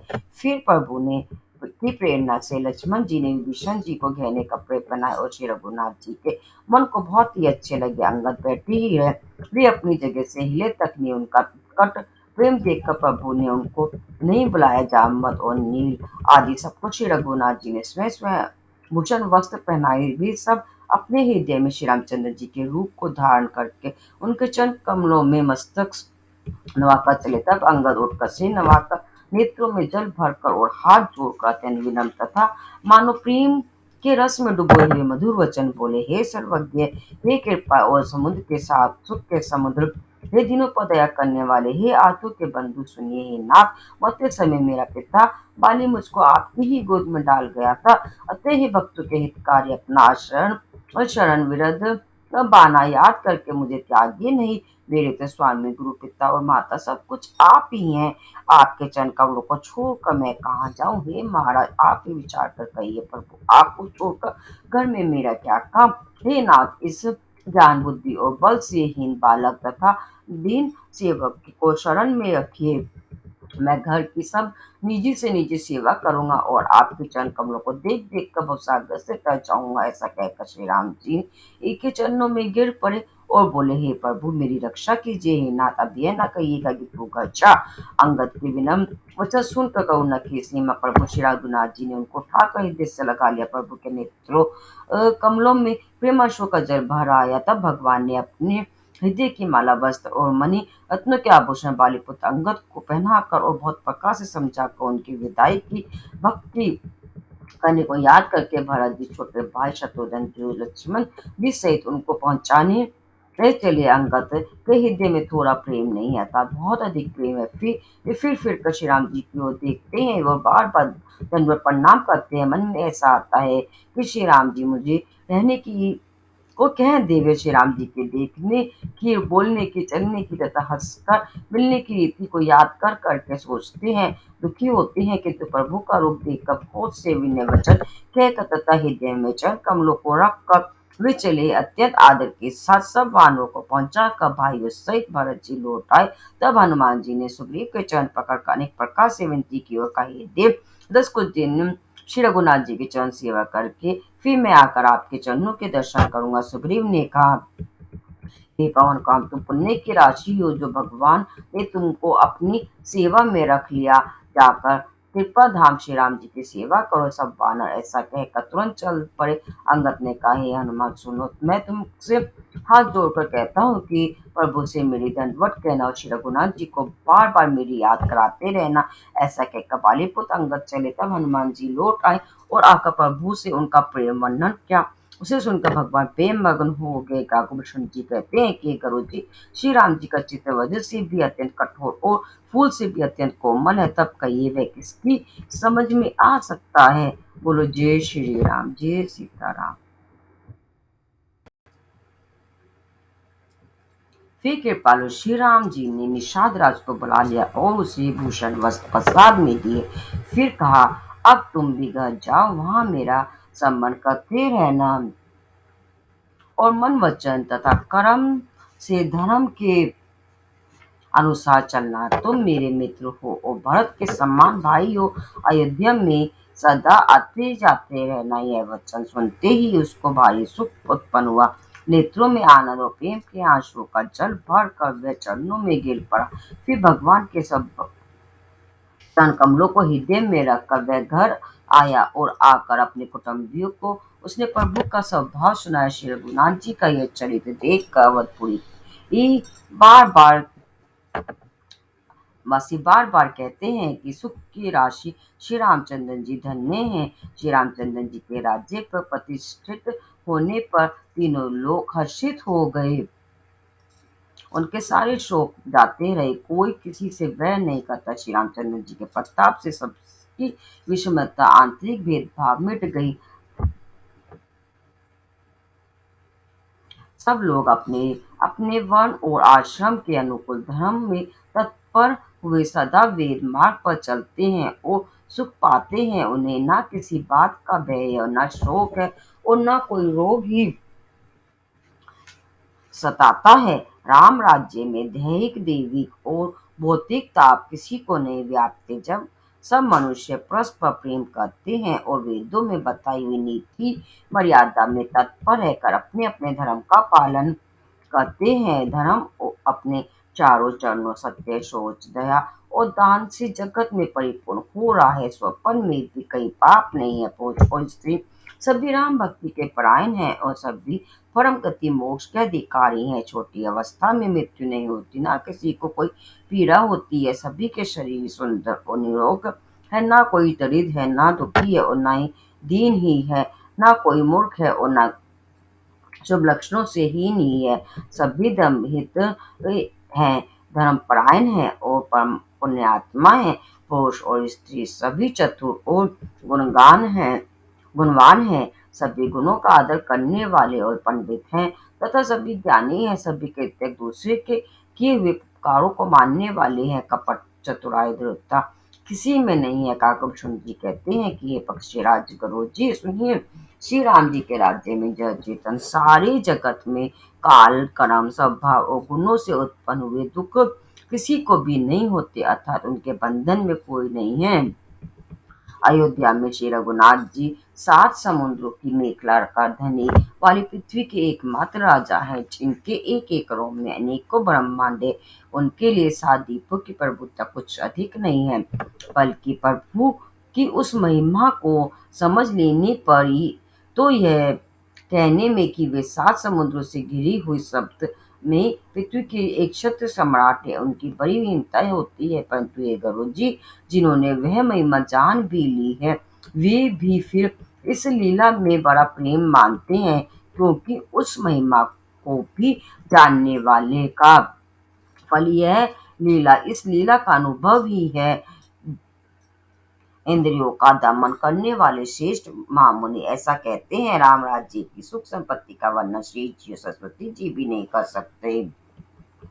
सभी नर नारी उदार है, सभी परोपकारी है और सभी ब्राह्मणों के चरणों के सेवक हैं। सभी पुरुष मात्र एक पत्नी व्रत ही है। इसी प्रकार स्त्रियां भी मन वचन और कर्म से पति का हित करने वाली हैं। श्री रामचंद्र जी के राज्य में दंड केवल सन्यासियों के हाथ में है और भेद नाचने वालों के नित्य समाज में है, और जीतो शब्द केवल मन के जीतने के लिए ही सुनाई पड़ता है। अर्थात राजनीति में शत्रुओं को जीतने तथा चोर डाकू आदि को दमन करने के लिए साम दंड दान और भेद, ये 4 उपाय किए जाते हैं। राम राज्य में कोई शत्रु है ही नहीं, इसीलिए जीतो शब्द केवल मन के जीतने के लिए ही कहा गया जाता है। कोई अपराध करता ही नहीं, इसीलिए दंड किसी को नहीं होता। दंड शब्द केवल सन्यासियों के हाथ में रहने वाले दंड के लिए ही रह गया है। तथा सभी अनुकूल होने के कारण भेद नीति की आवश्यकता ही नहीं रह गई। भेद शब्द केवल सुर ताल के भेद के लिए ही कामों में आता है। वनों में वृक्ष सदा फूलते और फलते हैं, हाथी और सिंह वैर भूल कर एक साथ रहते हैं। पक्षी और पशु सभी ने स्वाभाविक वैर भुलाकर आपस में प्रेम बढ़ा लिया है। पक्षी कूजते मीठी बोली बोलते हैं, भांति भांति के पशुओं के समूह वन में निर्भय विचरते और आनंद करते हैं। शीतल मन सुगंधित पवन चलता रहता है, भोरे पुष्पों का रस लेकर चलते और गुजार करते रहते हैं। बेले और वृक्ष मांगने से ही मधु मकरंद टपका देते हैं। गोए मनचाहा दूध देती हैं और धरती सदा खेती से भरी रहती है। त्रेता में से युग की करनी स्थिति ये हो गई। समस्त जगत की आत्मा भगवान को जगत का राजा जान कर पर्वतों ने अनेक प्रकार की मनियों की खाने पर कट कर दी। सब नदियां श्रेष्ठ शीतल निर्मल और सुखप्रद स्वादिष्ट जल बहने लगी। समुद्र अपनी ही मर्यादा में रहते हैं, वे लहरों के द्वारा किनारों पर रतन डाल देते हैं, जिन्हें मनुष्य पास जाते हैं। सब तालाब कमलों से परिपूर्ण, दसों दिशाओं के विभाग अर्थात सभी प्रदेश अत्यंत प्रसन्न है। श्री रामचंद्र जी के राज्य में चंद्रमा अपनी अमृतमय किरणों से पृथ्वी को पूर्ण कर देते हैं। सूर्य उतना ही तपते हैं जितनी की आवश्यकता होती है। मेघ मांगने से जब जहाँ जितना चाहिए उतना ही जल देते हैं। प्रभु श्री राम जी ने करोड़ों मेघ यज्ञ किए और ब्राह्मणों को अनेकों दान दिए। श्री रामचंद्र जी वेद मार्ग के पालने वाले, धर्म की दूरी को धारण करने वाले, प्रकृति जने सत्तर रज और तम तीनों गुणों से अतीत और भोग ऐश्वर्य में इंद्र के समान ने शोभा की खान सुश्री और विनम्र सीता जी सदा पति के अनुकूल रहती हैं। वे कृपा सागर श्री राम जी की प्रभुता मैया महिमा को जानती हैं और मन लगाकर उनके चरण कमलों की सेवा करती हैं। यदि घर में बहुत से अपादास और दासियां हैं और वे सभी सेवा की विधि में कुशल है तथा वे स्वामी की सेवा का महत्व जानने वाली श्री सीता जी घर की सब सेवा अपने ही हाथों से करती है और श्री राम चंद्र जी की आज्ञा का अनुसरण करती है। कृपा सागर श्री रामचंद्र जी जिस प्रकार से सुख मानते हैं, श्री जी वही करती हैं, क्योंकि वे सेवा की विधि को जानने वाली हैं। घर में कौशल्या आदि सभी सासुओं की सीता जी सेवा करती हैं, उन्हें किसी बात का अभिमान और मद नहीं है। शिव जी कहते हैं, हे उमा जगजननी रमा, सीता जी ब्रह्मा आदि देवताओं से वंदित और सदा आनंदित सर्व गुण संपन्न हैं। देवता जिनका कपाट कृपा कटाक्ष चाहते हैं, परंतु वे उनकी ओर देखते भी नहीं। वे ही लक्ष्मी जी, जानकी जी अपने महिम स्वभाव को छोड़कर श्री रामचंद्र जी के चरण बिंदन में प्रीति करती है। सब भाई अनुकूल रहकर उनकी सेवा करते हैं। श्री राम जी के चरणों में उनकी अत्यंत अधिक प्रीति है। वे सदा प्रभु का मुखविंदन ही देखते रहते हैं। और कृपालु श्री राम जी कभी हमें कुछ सेवा करने को कहे। श्री रामचंद्र जी भी भाइयों पर प्रेम करते हैं और उन्हें नाना प्रकार की नीतियां सिखलाते हैं। नगर के लोग हर्षित रहते हैं और सब प्रकार से देव दुर्लभ देवताओं को भी कठिनता से प्राप्त होने योग्य भोग भोगते हैं। वे दिन रात ब्रह्मा जी को मनाते रहते हैं। उनसे वे श्री रघुवीर के चरणों में प्रीति चाहते हैं। सीता जी, लव और कुश ये दो पुत्र उत्पन्न हुए जिनका वेद और पुराणों ने वर्णन किया है। बोलो जय श्री राम। वे दोनों ही विजयी विख्यात योद्धा नरम और गुणों के धाम है और अत्यंत सुंदर है, मानो श्री हरि के पति में भी हो। दो दो पुत्र सभी भाइयों के हुए जो बड़ी ही सुंदर, गुणवान और सुशील थे, जो बौद्धिक ज्ञान वाणी और इंद्रियों से परे और जन्मा है तथा माया मन और गुणों के परे है। वही सच्चिदानंद भगवान शेष नर लीला करते हैं। प्रातःकाल सरयू जी में स्नान करके ब्राह्मणों और सज्जनों के साथ सभा में बैठते हैं। वशिष्ठ जी वेदों पुराणों की कथाएं वर्णन करते हैं और श्री राम जी सुनते हैं। यद्यपि वे सब जानते हैं, वे भाइयों को साथ लेकर भोजन करते हैं। उन्हें देखकर सभी माताएं आनंद से भर जाती हैं। भरत जी और शत्रुघ्न जी दोनों भाई हनुमान जी सहित उपवनों में जाकर वहां बैठकर श्री राम जी की एक गुणों की कथाएं पूछते हैं और हनुमान जी अपनी सुंदर बुद्धि से उन गुणों में गोता लगाकर उनका वर्णन करते हैं। श्री रामचंद्र जी के निर्मल गुणों को सुनकर दोनों भाई अत्यंत सुख पाते हैं और विनय करके बार बार कहलवाते हैं। सबके यहाँ घर में पुराणों और अनेक प्रकार के पवित्र रामचरित्र की कथा होती है। पुरुष और स्त्रियां सब भी श्री रामचंद्र जी का गुणगान करते हैं और इस आनंद में दिन रात का बीतना भी नहीं जान पाते। जहाँ भगवान श्री रामचंद्र जी स्वयं राजा होकर विराजमान है, उस अवधपुरी के निवासियों के सुख संपत्ति के समुदाय का वर्णन हजारों शेष जी भी नहीं कर सकते। नारद आदि और सनक आदि मुनीश्वर सब कौशल राज श्री राम जी के दर्शन के लिए प्रतिदिन अयोध्या आते हैं और उस दिव्य नगर को देखकर वैराग्य भुला देते हैं। दिव्य स्वर्ण और रत्नों से बनी हुई अटारियां हैं। उनमें मणि रत्नों की अनेक अंगों की सुंदर और ढली हुई फर्शें हैं। नगर के चारों ओर अत्यंत सुंदर परकोटा बना है, जिस पर सुंदर रंग बिरंगे कंगूरे बने हैं। मानो नवग्रहों ने बड़ी भारी सेना बनाकर अमरावती को आकर घेर लिया हो। पृथ्वी सड़कों पर अनेकों रंगों के दिव्य कांचों रत्नों की गज बनाई ही ढाली गई है, जिसे देखकर श्रेष्ठ मुनियों के भी मन नाच उठते हैं। उज्जवल महल ऊपर आकाश को छू रहे हैं। महलों पर के कलश अपने दिव्य प्रकाश से मानो सूर्य चंद्रमा के प्रकाश की भी निंदा तिरस्कार करते हैं। महलों में बहुत सी मणियों से रचे हुए झरोखे सुशोभित है और घर घर में मणियों के दीपक शोभा पा रहे हैं। घरों में मणियों के दीपक शोभा दे रहे हैं। मूंगों की बनी हुई धेलियां चमक रही हैं। मणियों रत्नों के खंभे हैं। मकर मणियों पन्नों से जुड़ी हुई सोने की दीवारें ऐसी सुंदर है मानो ब्रह्मा ने खास तौर से बनाई हो। महल सुंदर मनोहर और विशाल है। उनमें सुंदर सपाटे के आंगन बने हैं। प्रत्येक द्वार पर बहुत से खड़ादे हुए हीरो से जड़े हुए सोने के किवाड़ हैं। घर घर में सुंदर चित्रशालाएं हैं, जिनमें श्री राम जी के चरित्र बड़ी बड़ी सुंदरता के साथ संवार कर अंकित किए हुए हैं। जिन्हें मुनि देखते हैं तो वे उनके भी चित्त को चुरा लेते हैं। सभी लोगों ने भिन्न भिन्न प्रकार के पुष्पों की वाटिका यत्न करके लगा रखी है, जिनमें बहुत जातियों की सुंदर और ललित लताएं सदा वसंत की तरह फूलती रहती हैं।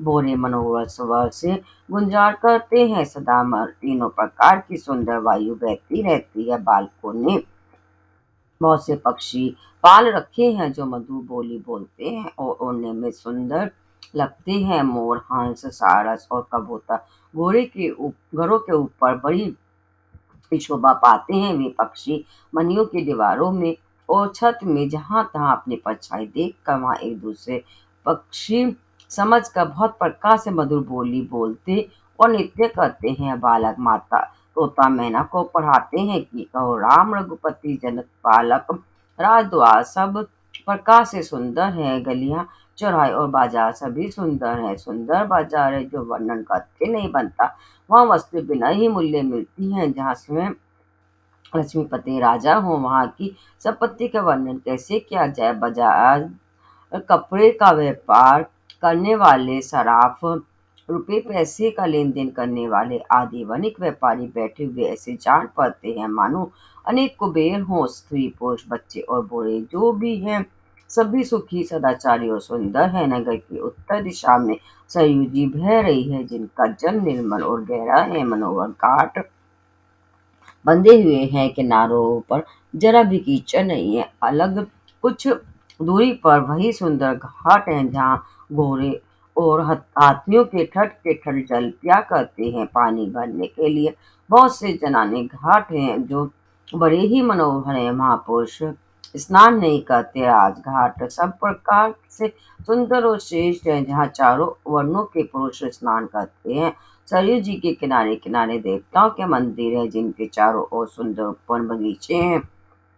नदी के किनारे कहीं कहीं विरक्त और ज्ञान परायण मुनि और सन्यासी निवास करते हैं। सरयू जी के किनारे किनारे सुंदर तुलसीदास जी के झुंड बहुत से प्रेम मुनियों ने लगा रखे हैं। नगर की शोभा तो कुछ कहीं नहीं जाती। नगर के बाहर भी परम सुंदरता है। श्री अयोध्यापुरी के दर्शन करते ही संपूर्ण पाप भाग जाते हैं। वहाँ वन उपवन बावलियां और तालाब सुशोभित हैं। अनुपम बावलिया तालाब और मनोहर तथा विशाल कुएं शोभा दे रहे हैं जिनकी सुंदर रत्नों की सीढ़ियां और निर्मल जल देख कर देवता और मुनि तक मोहित हो जाते हैं। तालाबों में अनेक रंगों के कमल खिल रहे हैं, अनेकों पक्षी कूच रहे हैं और भौरे गुंजार कर रहे हैं। परम रमणीय बगीचे कोयल आदि पक्षियों की सुंदर बोली से मानो राह चलने वालों को बुला रहे हैं। स्वयं लक्ष्मीपति भगवान जहाँ राजा हो उस नगर का वर्णन नहीं कहीं किया जा सकता है। माँ आदि आठों सिद्धियां और समस्त सुख संपत्ति अयोध्या में छा रही हैं। लोग जहाँ तहाँ श्री रघुनाथ जी के गुण गाते हैं और बैठ कर एक दूसरे को ये सीख देते हैं कि शरणागत का पालन करने वाले श्री राम जी को भजो। शोभाशील रूप और गुणों के धाम श्री राम रघुनाथ जी को भजो। कमल नयन और सांवले शरीर वाले को भजो। पलक जिस प्रकार नेत्रों की रक्षा करती है उसी प्रकार अपने सेवकों की रक्षा करने वाले को भजो। सुंदर बाण धनुष और तरकस धारण करने वाले को भजो। संत रूपी कमल वन के खिलाने के लिए सूर्य रूप श्रंधी श्री राम जी को भजो। काल रूपी भयानक सर्प के भक्षण करने वाले श्री राम रूप गुरु जी को भजो। निष्काम भाव से प्रणाम करते ही ममता का नाश कर देने वाले श्री राम जी को भजो। लोभ मोह रूपी हिरणों के समूह के नाश करने वाले श्री राम रूप किरात को भजो। कामदेव रूपी हाथी के लिए सिंह रूप तथा सेवकों को सुख देने वाले श्री राम जी को भजो। संशय और शोक रूपी घने अंधकार के नाश करने वाले श्री राम रूप सूर्य को भजो। राक्षस रूपी घने वन को जलाने वाले श्री राम रूप अग्नि को भजो। जन्म मृत्यु के भय को नाश करने वाले श्री जानकी जी समेत श्री रघुवीर को क्यों नहीं भजते। बहुत सी वासनाओं और रूपी मच्छरों का नाश करने वाले श्री राम रूप हिम राशि बर्फ के ढेर को भजो। नित्य एक रस अजन्मा और अविनाशी श्री रघुनाथ जी को भजो। मुनियों को आनंद देने वाले, पृथ्वी का भार उतारने वाले और तुलसीदास के उदार दयालु स्वामी श्री राम जी को भजो। इस प्रकार नगर के स्त्री पुरुष श्री राम जी का गुणगान करते हैं और कृपा निधान श्री राम जी सदा सब पर अत्यंत प्रसन्न रहते हैं। काकभूषण जी कहते हैं कि हे पक्षी राज करो जी, जब से राम प्रताप रूपी अत्यंत प्रचंड सूर्य उदित हुआ तब से तीनों लोकों में पूर्ण प्रकाश बढ़ गया है। इससे बहुत को सुख और बहुतों के मन में शोक हुआ। जिन जिन को शोक हुआ उन्हें मैं बखान कर कहता हूँ, सर्वत्र प्रकाश छा जाने से पहले तो अविद्या रूपी रात्रि नष्ट हो गई। पाप रूपी उल्लू जहाँ था छिप गए और काम क्रोध रूपी कुमुंद मंद गए भांति भांति के बंधन, कारक कर्म गुण काल और स्वभावी चकोर हैं, जो राम प्रताप रूपी सूर्य के प्रकाश में कभी सुख नहीं पाते। मत्सर ढा मान मोह और मद रूपी जो चोर हैं, उनका हुनर कला भी किसी और नहीं चल पाता। धर्म रूपी तालाब में ज्ञान विज्ञान ये अनेक प्रकार के कमल खिल उठे। सुख संतोष वैराग्य और विवेक ये अनेकों चक्र शोक रहित हो गए। यह श्री राम प्रताप रूपी सूर्य जिसके हृदय में जब प्रकाश करता है, तब जिनका वर्णन पीछे से किया गया है, वे धर्म ज्ञान विज्ञान सुख संतोष वैराग्य और विवेक बढ़ जाते हैं, और जिनका वर्णन पहले किया गया है, वे अविद्या पाप काम क्रोध कर्म काल गुण संभव आदि नाश को प्राप्त होते हैं, नष्ट हो जाते हैं। एक बार भाइयों से श्री रामचंद्र जी परम प्रिय हनुमान जी को साथ लेकर शुद्ध वन देखने गए। वहां के सब वृक्ष फूले हुए और नए पत्तों से युक्त थे। सुअवसर जानकर सनकादि मुनि आए, जो तेज के पुण्य सुंदर गुण और शील से युक्त था, सदा ब्राह्मण में तल्लीन रहते हैं। देखने में तो वे बालक लगते हैं, परंतु है बहुत समय के मानो चारों विधि बाल रूप धारण किए हो। वे श्री मुनि समदर्शी और भेद रहित हैं। दिशाएं ही उनके वस्त्र है। उनके एक ही व्यसन है कि जहाँ श्री रघुनाथ जी की चरित कथा होती है, वहां जाकर वे उसे अवश्य सुनते हैं। शिव जी कहते हैं, हे भवानी, सनकादि मुनि वहां आ गए थे, वहीं से चले आ रहे थे जहाँ ज्ञानी मुनि श्रेष्ठ श्री अगस्त्य जी रहते थे। श्रेष्ठ मुनि ने श्री राम जी की बहुत सी कथाएं वर्णन की थी, जो ज्ञान उत्पन्न करने में उसी प्रकार सम्मत है, जैसे अन्य लकड़ी से अग्नि उत्पन्न होती है। सनकादि मुनियों को आते देख कर श्री रामचंद्र जी ने हर्षित होकर दंडवत की और स्वागत कुशल पूछकर प्रभु ने उनके बैठने के लिए अपना पीताम्बर बिछा दिया। फिर हनुमान जी सहित तीनों भाइयों ने दंडवत की। सबको बड़ा सुख हुआ। मुनि श्री रघुनाथ जी की अतुलनीय छवि देखकर उसी में मग्न हो गए। वे मन को रोक ना सके। वे जन्म मृत्यु के चक्र से छुड़ाने वाले श्याम शरीर कमल नयन सुंदरता के दाम श्री राम जी को टकटके लगाए देखते ही रह गए, पलक नहीं मारते, और प्रभु हाथ जोड़े से नवा रहे हैं। उनकी प्रेम वेल दशा देख कर उन्हीं की बात की श्री रघुनाथ जी के नेत्रों से भी प्रेमांशुओं का जल बहने लगा और शरीर पुलकित हो गया। तत्वंदर प्रभु ने हाथ जोड़कर श्रेष्ठ मुनियों को बैठाया और परम मनोहर वचन कहे, मुनीश्वर सुनिए, आज मैं धन्य हूँ। आपके दर्शनों से ही सारे पाप नष्ट हो जाते हैं। बड़े ही भाग्य से सत्संग की प्राप्ति होती है, जिससे बिना ही परिश्रम जन्म मृत्यु का चक्कर नष्ट हो जाता है। संत का संग मोक्ष बहु बंधन से छूटने का और कामी का संग जन्म मृत्यु के बंधन से पड़ने का मार्ग है। संत कवि और पंडित तथा वेद पुराण आदि सभी संत ग्रंथ ऐसा कहते हैं। बोलो जय श्री राम।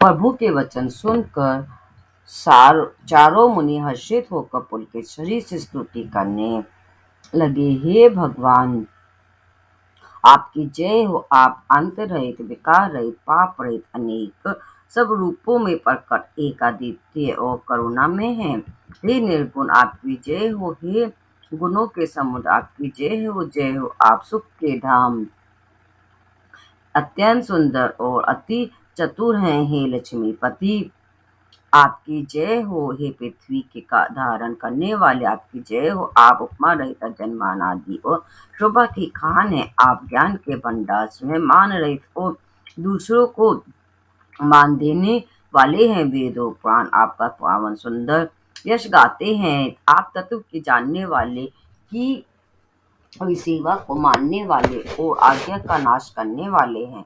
हे निरंजन, हे माया रहित, आपके अनेकों अनंत नाम है और कोई नाम नहीं है, अर्थात आप सब नामों के परे हैं।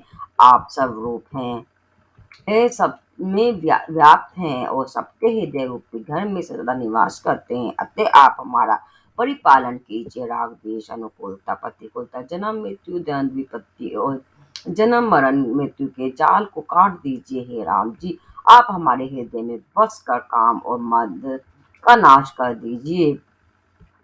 आप परमानंद स्वरूप कृपा के धाम और मन की कामनाओं को पूर्ण करने वाले हैं। हे श्री राम, हमको अपनी अविचल प्रेम माँ भक्ति दीजिए। हे रघुनाथ जी, आप हमें अपनी अत्यंत पवित्र करने वाली और तीनों प्रकार के तापों और जन्म मन के क्लेशों का नाश करने वाली भक्ति दीजिए। हे शरणागतों की कामना पूर्ण करने के लिए कामधेनु और कल्प वृक्ष के प्रभु प्रसन्न होकर हमें यही वर दीजिए। हे रघुनाथ जी, आप जन्म मृत्यु रूप समुद्र के को सोखने के लिए अगस्त्य मुनि के समान है। आप सेवा करने में सुलभ हैं तथा सब सुखों देने वाले हैं। हे दीन बंधु, मन से उत्पन्न दारुण दुखों का नाश कीजिए और हमें समदृष्टि का विस्तार कीजिए। आप विषयों की आशा, भय और ईर्ष्या आदि के निवारण करने वाले हैं तथा विनय, विवेक और वैराग्य के विस्तार करने वाले हैं। हे राजाओं के शिरोमणि, ऐ पृथ्वी के भूषण श्री राम जी, इस संस्कृति जन्म मृत्यु के प्रभाव रूपी नदी के लिए नौका रूप अपनी भक्ति प्रदान कीजिए। हे मुनियों के मन रूपी मानसरोवर में निरंतर निवास करने वाले हंस, आपके चरण कमल ब्रह्मा जी और शिव जी के द्वारा वंदित हैं। आप रघुकुल के केतु, वेद मर्यादा के रक्षक और काल कर्म स्वभाव तथा गुण रूप बंधुओं के भक्षक नाशक हैं। आप तरन तारण स्वयं तरे हुए और दूसरों को तारने वाले तथा सब दोषों को हरने वाले हैं तथा तीनों लोकों के विभूषण आप भी तुलसीदास जी के स्वामी हैं। प्रेम सहित बार बार स्तुति करके और सिर नवाकर तथा अपना अत्यंत मन चाह वर पाकर सनकादिक मुनि ब्रह्मलोक को गए। सनकादिक मुनि ब्रह्मलोक को चले गए। तब भाइयों ने श्री राम जी के चरणों में सिर नवाया। सब भाई प्रभु से पूछते हैं, चाहते हैं, इसीलिए सब हनुमान जी की ओर देख रहे हैं। वे प्रभु के इस श्री मुख की वाणी सुनना चाहते हैं, जिसे सुनकर सारे ब्रह्मों का नाश हो जाता है। अंतर्यामी प्रभु सब जान गए और पूछने लगे, कहो हनुमान, क्या बात है? तब हनुमान जी ने हाथ जोड़कर बोले, दीन दयालु भगवान, और सुनिए, हे नाथ, भरत जी कुछ पूछना चाहते हैं पर प्रश्न करते मन में सकुचा रहे हैं। भगवान ने कहा, हनुमान, तुम तो मेरा स्वभाव जानते ही हो। भरत के और मेरे बीच में कभी कोई अंतर भेद है? प्रभु के वचन सुनकर भरत जी ने उनके चरण पकड़ लिए और कहे, नाथ, हे शरणागत के ये दुखों का हरने वाले, सुनिए। हे नाथ, ना तो मुझे कुछ संदेह है, न स्वप्न में भी शोक और मोह है। ये कृपा और आनंद के समय यह केवल आपकी ही कृपा का फल है तथा आप भी है कृपा निदान। मैं आपसे दृष्टा करता हूँ, मैं सेवक हूँ और आप सेवक को सुख देने वाले हैं। इससे मेरी दृष्टा को क्षमा कीजिए और मेरे प्रश्न का उत्तर देकर सुख दीजिए। हे श्री रघुनाथ जी, वेद पुराणों ने संतों की महिमा बहुत प्रकार से गाई है। आपने भी अपने श्री मुख से उनकी बड़ाई की है और उन पर प्रभु आपका प्रेम भी बहुत है। हे प्रभु, मैं उनके लक्षण सुनना चाहता हूँ। आपके कृपा के ये समुद्र हैं और गुण तथा ज्ञान में अत्यंत निपुण है। हे शरणागत का पालन करने वाले संत और असंत ये भेद अलग अलग करके मुझको समझा कर कहिए। श्री राम जी ने कहा, हे भाई, संतों के लक्षण गुण असंख्य हैं जो वेदों पुराणों में प्रसिद्ध है। संत और असंत की करनी ऐसी है जैसे कुल्हाड़ी और चंदन का आचरण होता है। हे भाई, सुनो, कुल्हाड़ी चंदन को काटती है क्योंकि उसका स्वभाव क्या काम ही वृक्षों को काटना है, किंतु चंदन अपने स्वभाववश अपना गुण देखकर उसे काटने वाली कुल्हाड़ी को सुगंध से सुव्यवस्थित कर देता है। इसी गुणों के कारण चंदन देवताओं के सिरों पर चढ़ता है और जगत का प्रिय हो रहा है। वो कुल्हाड़ी के मुख को यह दंड मिलता है कि उसको आग में जलाकर फिर घन से पीटते हैं। संत विषयों में लंपट लिप्त नहीं होते, शील और सद्गुणों की खान होते हैं। उन्हें पराया दुख देख कर दुख और सुख देख कर सुख होता है। वे सब में सर्वतः सब समय समता रखते हैं। उनके मन कोई उनका शत्रु नहीं है। वे मद से रहित और वैराग्यवान होते हैं तथा लोभ, क्रोध, हर्ष और भय का त्याग किए हुए रहते हैं। उनका चित्त बड़ा कोमल होता है। वे दीनों पर दया करते हैं तथा मन, वचन और कर्म से मेरी निष्कपट विशुद्ध भक्ति करते हैं। सबको सम्मान करते देते हैं, में मान रहित होते हैं। हे भरत, वे प्राणी संत जन मेरे प्राणों के समान है। उनको कोई कामना नहीं होती, वे मेरे नाम के परायण होते हैं। शांति, वैराग्य, विनय और प्रसन्नता के घर होते हैं। उनमें शीतलता, सरलता, सबके प्रति मित्र भाव और ब्राह्मणों के चरणों में प्रीति होती है, जो धर्मों को उत्पन्न करने वाली है। हे तात, ये सब लक्षण जिसके हृदय में बसते हैं, उसको सदा सच संत जानना, जो शाम मन के निग्रह, दम, इंद्रियों के निग्रह, नियम और नीति से कभी भी विचलित नहीं होते और मुख से कभी कठोर वचन नहीं बोलते, जिन्हें निंदा और स्तुति बड़ाई दोनों समान हैं, और मेरे चरणों में जिनकी ममता है, वे गुणों के धाम और सुख के राशि संत जन मुझे प्राणों के समान प्रिय हैं। अब असंतो दुष्टों का स्वभाव सुनो, कभी भूल कर भी उनकी संगति नहीं करनी चाहिए। उनको संग सदा दुख देने वाला होता है, जैसे हरहाई बुरी जाति की गाय, कपिला सीधी और दुधार गाय को अपने संग से नष्ट कर डालती है। दुष्टों के हृदय में बहुत ही अधिक संताप रहता है, वे पराई ये संपत्ति सुख देख कर सदा जलते रहते हैं। वे जहाँ कहीं दूसरे की निंदा सुन पाते हैं, वहाँ ऐसे आश्रित होते हैं मानो रास्ते में बड़ी निधि खजाना पा ली हो। वे काम, क्रोध, मद और लोभ के परायण तथा निर्दयी, कपटी, कुटिल और पापों के घर होते हैं। वे बिना ही कहा सब किसी से वैराग्य क्या करते हैं। जो भलाई करता है उसके साथ भी बुराई करते हैं। उनका झूठा ही लेना और झूठा ही देना होता है, झूठा ही भोजन होता है और झूठा ही चबेना होता है। अर्थात वे लेने देने के व्यवहार में झूठ का आश्रय लेकर दूसरों का हक मार लेते हैं, अथवा झूठी ढींगे हाँकना का करते हैं कि हमने लाखों रुपए ले लिए, करोड़ों का दान कर दिया। इसी प्रकार खाते हैं चीनी की रोटी और कहते हैं आज खूब माल खाकर आए, अथवा चबेना चबाकर रह जाते हैं और कहते हैं कि हमें बढ़िया भोजन से वैराग्य है इत्यादि। मतलब यह है कि वे सभी बातों में झूठ ही बोला करते हैं। जैसे मोर बहुत मीठा बोलता है, परंतु उसका हृदय ऐसा कठोर है होता है कि वह महान विषैले सांपों का को भी खा जाता है, वैसे ही वे भी ऊपर से मीठे वचन बोलते हैं, परंतु हृदय के बड़े ही निर्दयी होते हैं। वे दूसरों से द्रोह करते हैं और पराई स्त्री, पराई धन तथा पराई निंदा में आसक्त रहते हैं। वे पामर और पाप में मनुष्य न शरीर धारण किए हुए राक्षस ही है। लोभ ही उनका ओढ़ना है और लोभ ही बिछोना है, अर्थात लोभ ही से वे सदा घिरे हुए रहते हैं। वे पशुओं के समान आहार और मैथुन ही परायण होते हैं और उन्हें यमपुर का भय नहीं लगता। यदि किसी की बड़ाई सुन पाते हैं तो वे ऐसी दुख भरी सांस लेते हैं मानो उन्हें जुरी आ गई हो। ओस जब किसी को की विपत्ति देखते हैं तब ऐसे सुखी होते हैं मानो जगत भर के राजा हो गए हों। वे स्वार्थ परायण, परिवार वालों के विरोधी, काम और लोभ के कारण लंपट और अत्यंत क्रोधी होते हैं। वे माता पिता, गुरु और ब्राह्मण किसी को नहीं मानते। आप तो नष्ट हो हुए ही रहते हैं, साथ ही अपने संग से दूसरों को भी नष्ट करते हैं। मोहवश दूसरों से द्रोह करते हैं। उन्हें ना तो संतों का संग अच्छा लगता है, ना भगवान की कथा ही सुहाती है। वे अवगुणों के समुद्र, मन बुद्धि काम में राग युक्त, वेदों के निंदक और जबरदस्ती पराय धन के स्वामी, लूटने वाले होते हैं। वे दूसरों से द्रोह कर तो करते ही है, परंतु ब्राह्मण द्रोह और विशेषता से करते हैं। उनके हृदय में ये दम्भ और कपट भरा रहता है, परंतु वे ऊपर से सुंदर वेश धारण किए रहते हैं। ऐसे नीच और दुष्ट मनुष्य सत्युग और त्रेता में नहीं होते, द्वापर में थोड़े से होंगे और कलयुग में तो इनके झुंड के झुंड होंगे। हे भाई, दूसरों की भलाई के सामने कोई धर्म नहीं है और दूसरों को दुख पहुंचाने के समान कोई नीचता पाप नहीं है। हे तात, समस्त प्राणों और वेदों का यह निर्णय निश्चिंत सिद्धांत मैंने तुमसे कहा है, इस बात को पंडित लोग जानते हैं।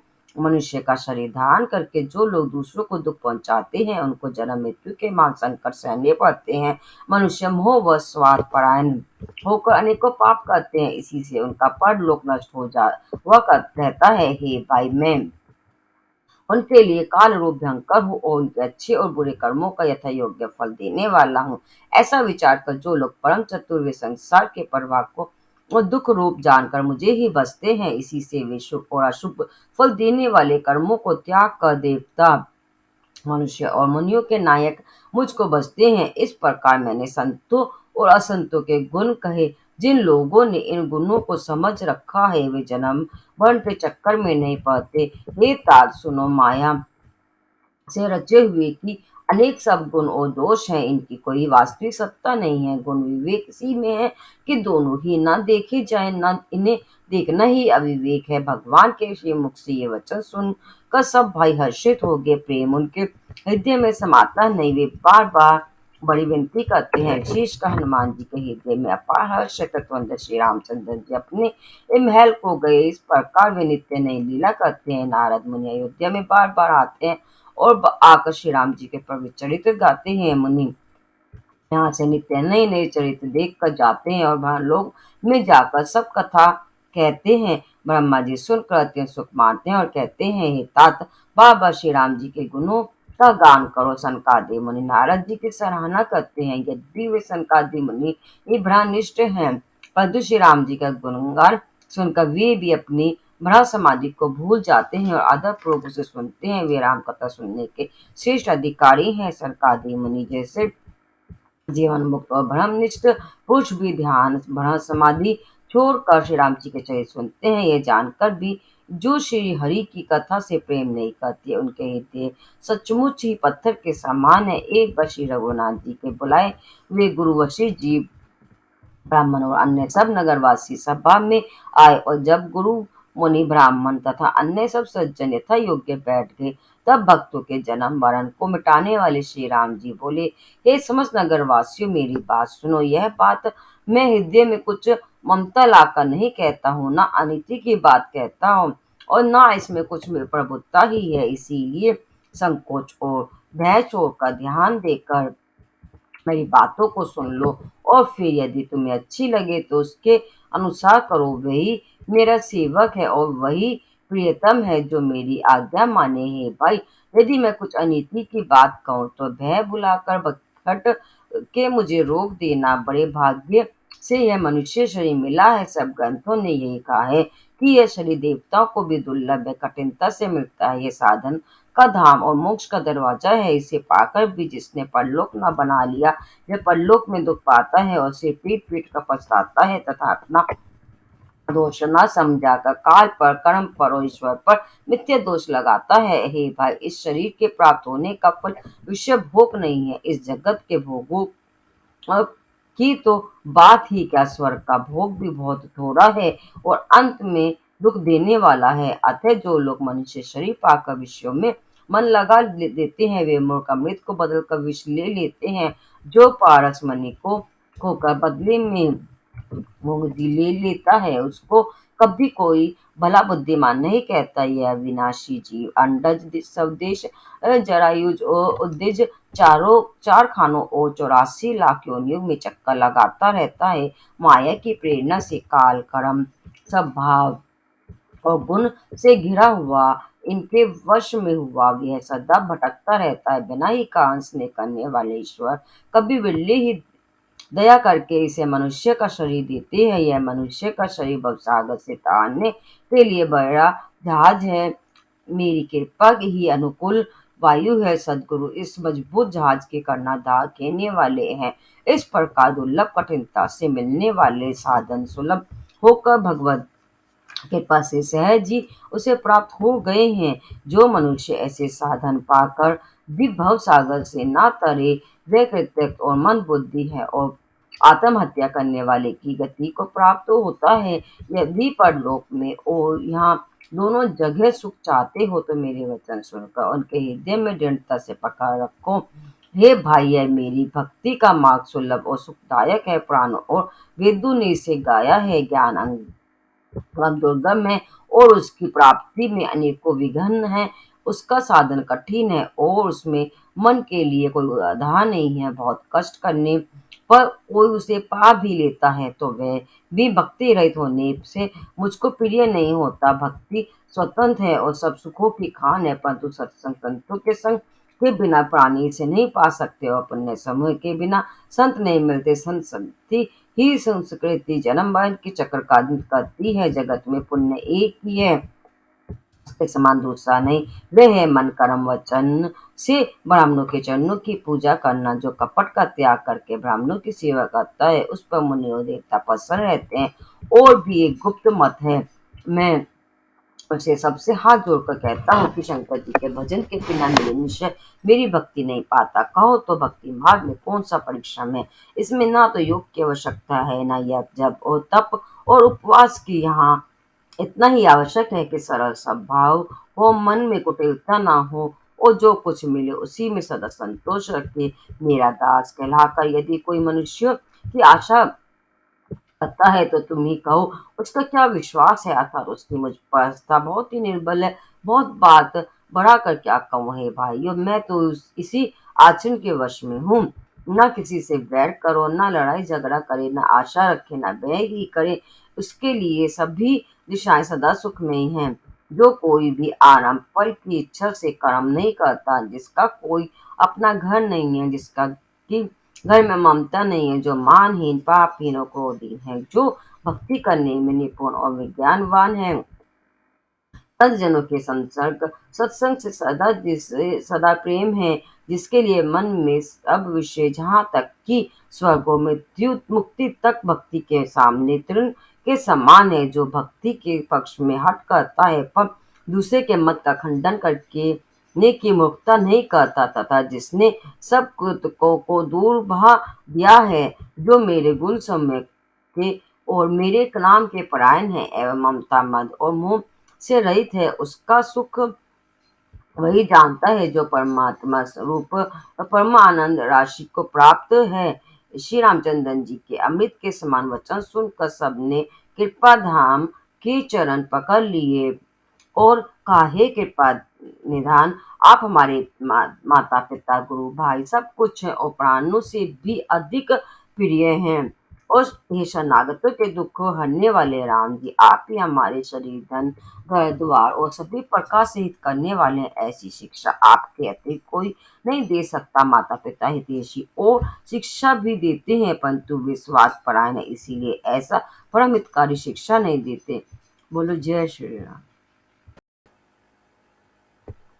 हे असुरों के शत्रु, जगत में बिना हेतु के निस्वार्थ उपकार करने वाले तो दो ही हैं, एक आप और दूसरे आपके सेवक। जगत में शेष सभी स्वार्थ के मित्र हैं। हे प्रभु, उनमें स्वपन में भी परमात्मा का भाव नहीं है।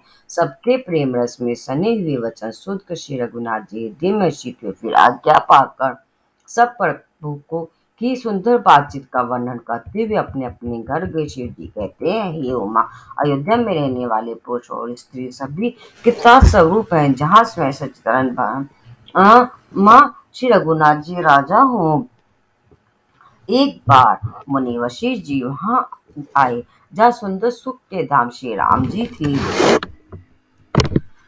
श्री रघुनाथ जी ने उनका बहुत ही आदर सत्कार किया और उनका चरणामृत लिया।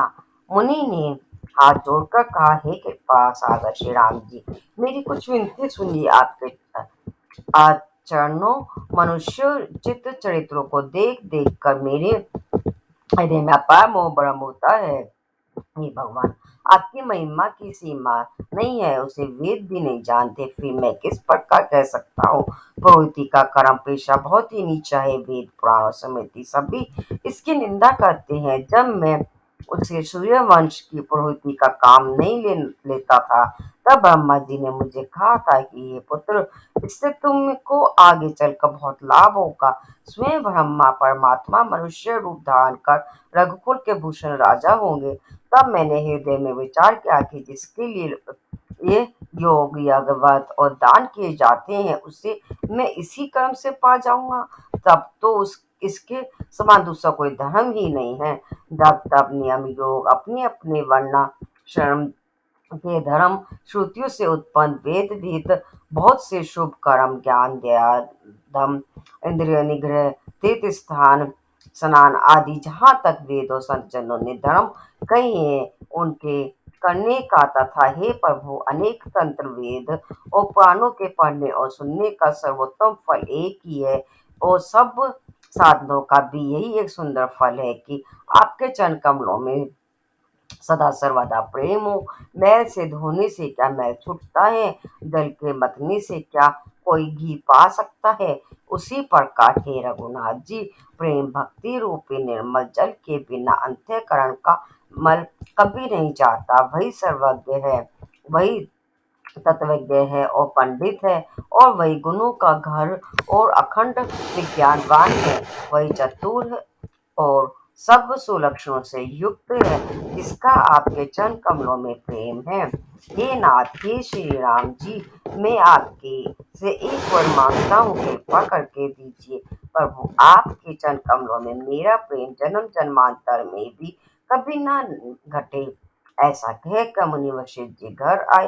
वे कृपा सागर श्री राम जी के मन को बहुत ही अच्छे लगे।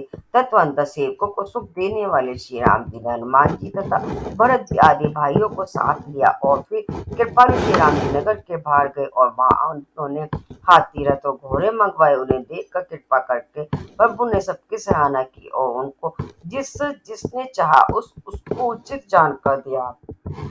संसार के सभी श्रमों को हरने वाले प्रभु ने हाथी घोड़े आदि बांटने में श्रम का अनुभव किया, और श्रम मिटाने को वहाँ गए जहाँ शीतल अमराई आमों का बगीचा था। वहां भरत जी ने अपना वस्त्र बिछा दिया। प्रभु उस पर बैठ गए और सब भाई उनकी सेवा करने लगे। उस समय पवन पुत्र हनुमान जी पवन पंखा करने लगे।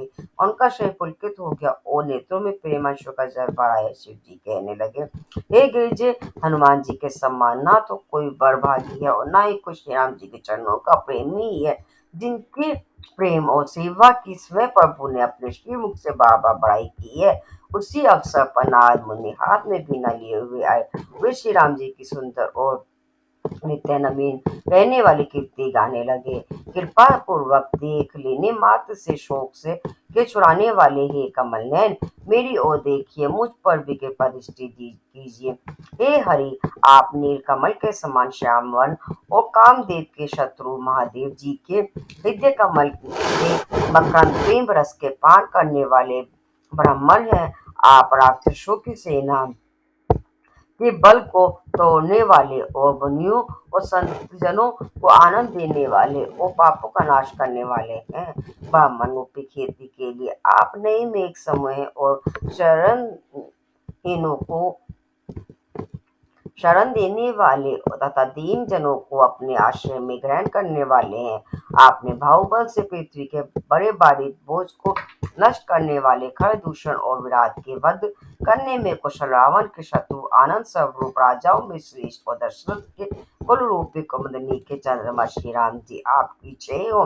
आपका सुंदर यश प्राणों वेदों और तत्नांतरी शास्त्रों में प्रकट है। देवता मुनि और संतों के समुदाय उसे गाते हैं। आप करुणा करने वाले और झूठे मत का नाश करने वाले सब प्रकार से कुशल निपुण श्रद्धा जी के भूषण ही है। आपका नाम कलयुग के पापों को मत डालने वाला और ममता को मारने वाला है। हे तुलसीदास जी के प्रभु, शरणागत की रक्षा कीजिए। श्री रामचंद्र जी के गुण समूह का प्रेम पूर्वक वर्णन करके मुनि नारद भी शोभा के समुद्र प्रभु को हृदय में धर कर जहाँ भ्रम लोग हैं वहां चले गए।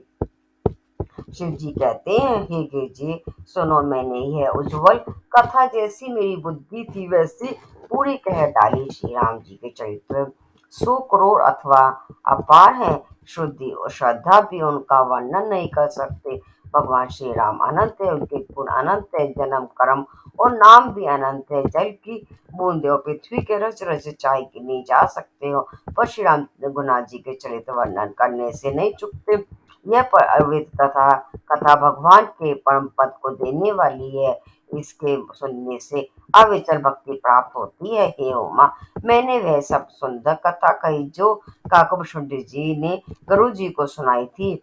मैंने श्री राम जी के कुछ थोड़े से गुण बखान कर कहे हैं। हे भवानी, सो कहो, अब और क्या कहूँ। श्री राम जी की मंगलमय कथा सुनकर पार्वती जी आश्रित हुई और अत्यंत विनम्र तथा कोमल वाणी बोली, हे त्रिपुरारी, मैं धन्य हूँ, धन्य धन्य हूँ, जो मैंने जन्म मृत्यु के भय को हरने वाले श्री राम जी के गुण चरित्र सुने। हे कृपा निधान धाम, अब आपकी कृपा से मैं कृतकृत्य हो गई। अब मुझे मोह नहीं रह गया है।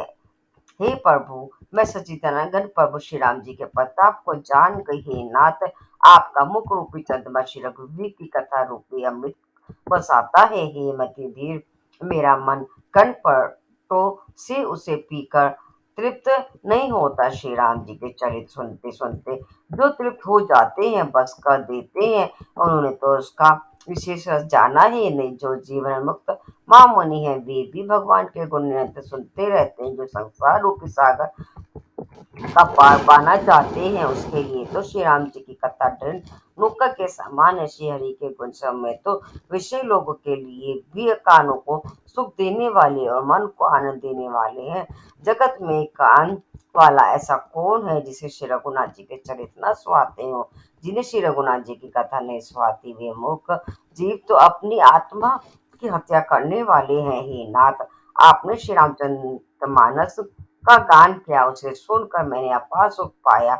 आपने जो यह कहा कि यह सुंदर कथा काकभूषण जी ने गरुड़ जी से कही थी, सो कोई का शरीर पाकर भी काकभूषण वैराग्य ज्ञान और विज्ञान में ढेर और उनका श्री राम जी के चरणों में अत्यंत प्रेम है और उन्हें श्री रघुनाथ जी की भक्ति भी प्राप्त है। इस बात का मुझे परम संदेह हो रहा है। हे त्रिपुरारी, सुनिए, हजारों मनुष्य में एक धर्म का केवल का धारण करने वाला होता है और करोड़ों धर्मात्माओं में कोई एक विषय से विमुख, विषयों का त्यागी और वैराग्य परायण होता है।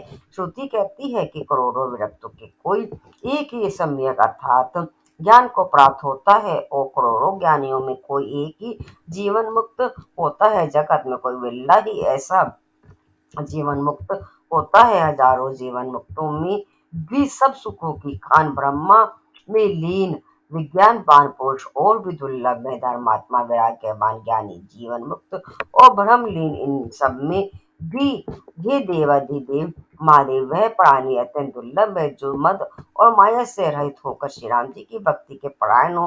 हे विश्वनाथ, ऐसी दुर्लभ हरि भक्ति को वह कैसे पा गया, मुझे समझाकर कहिए। हे नाथ, कहिए ऐसे श्री राम परायण ज्ञान निरत गुण धान और धीर बुद्धि मुरशुंडी जी ने कोई का शरीर किस कारण पाया है, कृपालु बताइए। उसको वे प्रभु का यह पवित्र और सुंदर चरित्र कहाँ पाया। और हे कामदेव के शत्रु, यह भी बताइए कि आपने इसे किस प्रकार सुना, मुझे बड़ा भारी कौतूहल हो रहा है। गुरु जी तो बहुत महान ज्ञानी सद्गुणों की राशि श्री हरि के सेवक और उनके अत्यंत निकट रहने वाले उनके वाहन ही हैं।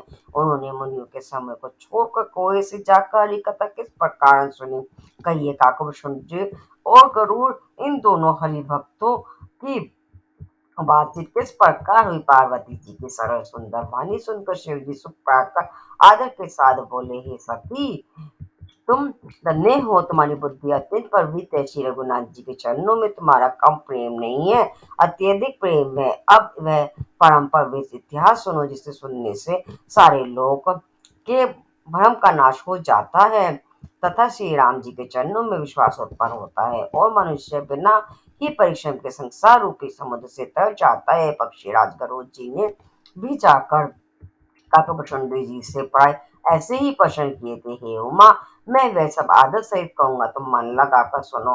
मैंने जिस प्रकार वैभव जन्म मृत्यु से छुड़ाने वाली कथा सुनी है सुमुखी, हे सुलोचनी, वह प्रसंग सुनो। पहले तुम्हारा अवतार दक्ष के घर हुआ था, तब तुम्हारा नाम सती था। दक्ष के यज्ञ में तुम्हारा अपमान हुआ, तब तुमने अत्यंत क्रोध के करके प्राण त्याग दिए थे और फिर मेरे सेवकों ने यज्ञ विध्वंस कर दिया था। वह सारा प्रसंग तुम जानते ही हो। तब मेरे मन में बड़ा सोच हुआ और हे प्रिय, मैं तुम्हारे वियोग से दुखी हो गया। मैं विरक्त भाव से सुंदर वन पर्वत नदी और तालाबों का कौतुक दृश्य देखता फिरता था। सुमेरु पर्वत की उत्तर दिशा में और भी दूर एक बहुत ही सुंदर नील पर्वत है। उसके सुंदर स्वर्ण में शिखर हैं, उनमें से 4 सुंदर शिखर मेरे मन को बहुत ही अच्छे लगे। उन शिखरों में एक पर बरगद, पीपल, पाकर और आम का एक एक वृक्ष है।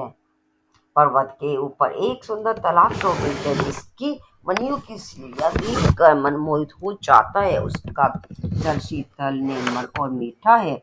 उसमें रंग बिरंगे बहुत से कमल खिले हुए हैं, हंसगन मधुर स्वर से बोल रहे हैं और बहुत सुंदर गुंजार कर रहे हैं। उस सुंदर पर्वत पर वही पक्षी काकभूषुंडी जी बसता है, उसका नाश कल्प के अंत में भी नहीं होता। माया रचित अनेकों गुण दोष, मोह काम आदि अविवेक जो सारी जगत में छा रहे हैं, उस पर्वत के पास भी कभी नहीं फटकते। वहां बस कर जिस पर का वह काक हरि को भजता है, हे उमा, उसे प्रेम सहित सुनो। वह पीपल के वृक्ष के नीचे ध्यान कर रहता है, पाकर के नीचे जप यज्ञ करता है, आम की छाया में मानसिक पूजा करता है। श्री हरि के भजन को छोड़कर उसे दूसरा कोई काम नहीं है। बरगद के नीचे वह श्री हरि की कथा के प्रसंग कहता है। यहाँ उनके अनेकों पक्षी आते हैं और कथा सुनते हैं। वह विचित्र रामचरित्र को अनेक प्रकार से प्रेम से आदर पूर्वक गान करता है। सब निर्मल बुद्धि वाले हंस जो सदा उस तालाब पर बसते हैं उसे सुनते हैं। जब मैंने वहां जाकर यह कौतुक दृश्य देखा तब मेरे हृदय में विशेष आनंद उत्पन्न हुआ। तब मैंने हंस का शरीर धारण कर कुछ समय वहां निवास किया और श्री रघुनाथ जी के गुणों को आदर से सुनकर फिर कैलाश को लौट आया। हे गिरजे, मैंने वह सब इतिहास कहा कि जब जिस समय काकभूषुंड के पास गया था। अब वह कथा सुनो जिस कारण से पक्षी कुल के दर्जा गुरु जी उस काक के पास गए थे। जब श्री रघुनाथ जी ने ऐसी लीला की कि जिस लीला का सम्मान करने से मुझे लज्जा होती है, मेघनाथ के हाथ तो अपने को बंधा लिया। तब नारद मुनि ने गरुड़ को भेजा। सर्पों के भक्षक गरुड़ जी बंधन का हट कर गए। तब उनके हृदय में बड़ा भारी विषाद उत्पन्न हुआ। प्रभु के बंधन को स्मरण करके सर्पों के शत्रु गरुड़ जी बहुत प्रकार से विचार करने लगे। जो व्यापक विकार रहित वाणी ही के प्रति और माया मोह से परे हे ब्रह्म परमेश्वर है। मैंने सुना था कि जगत में उन्हीं का अवतार है, पर मैंने उस अवतार का प्रभाव कुछ भी नहीं देखा। जिनका नाम जप कर मनुष्य संसार के बंधन से छूट जाते हैं, उन्हीं राम को एक तुच्छ राक्षस ने नागपाश से बांध लिया। गुरु जी ने अनेकों प्रकार से अपने मन को समझाया, पर उन्हें ज्ञान नहीं हुआ। हृदय में भ्रम और भी अधिक छा गया। संदेह जनित दुख से दुखी होकर मन में कुतक बढ़ाकर वे तुम्हारी ही बाती मोहवश हो गए। व्याकुल होकर वे देवर्षि नारद जी के पास गए और मन में संदेह था कि वह उनसे कहा। उसे सुनकर नारद को अत्यंत दया आई। उन्होंने कहा, हे गुरु जी सुनिए, श्री राम जी की माया बड़ी ही बलवती है, जो ज्ञानियों के चित्त को भी भली भांति हरण कर लेती है और उनके मन में जबरदस्ती बड़ा भारी मोह उत्पन्न कर देती है, तथा जिसने मुझको भी बहुत बार नचाया है पक्षीराज, वही माया आपको भी व्याप्त गई है।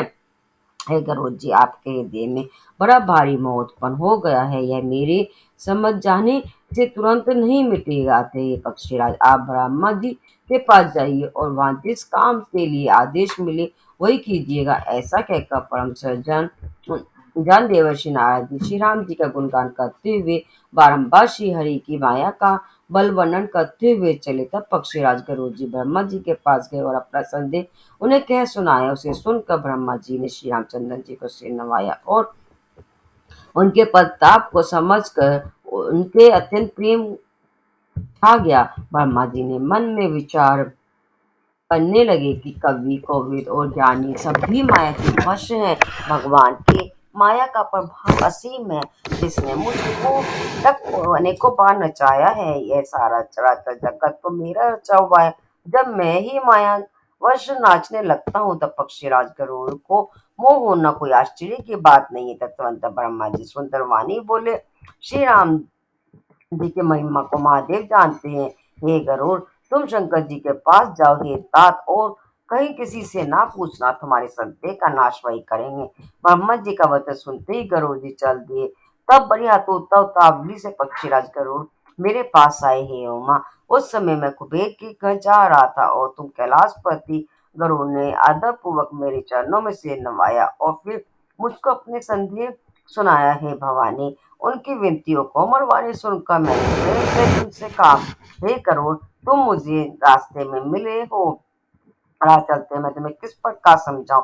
सब संदेह का तो तभी नाश हो जब दीर्घ काल तक सत्संग किया जाए, और वहां सत्संग में सुंदर हरी कथा सुनी जाए, जिसे मुनियों ने अनेकों प्रकार से गाया है और जिसके आदि मध्य और अंत में भगवान श्री राम जी की प्रतिभाग प्रभु है।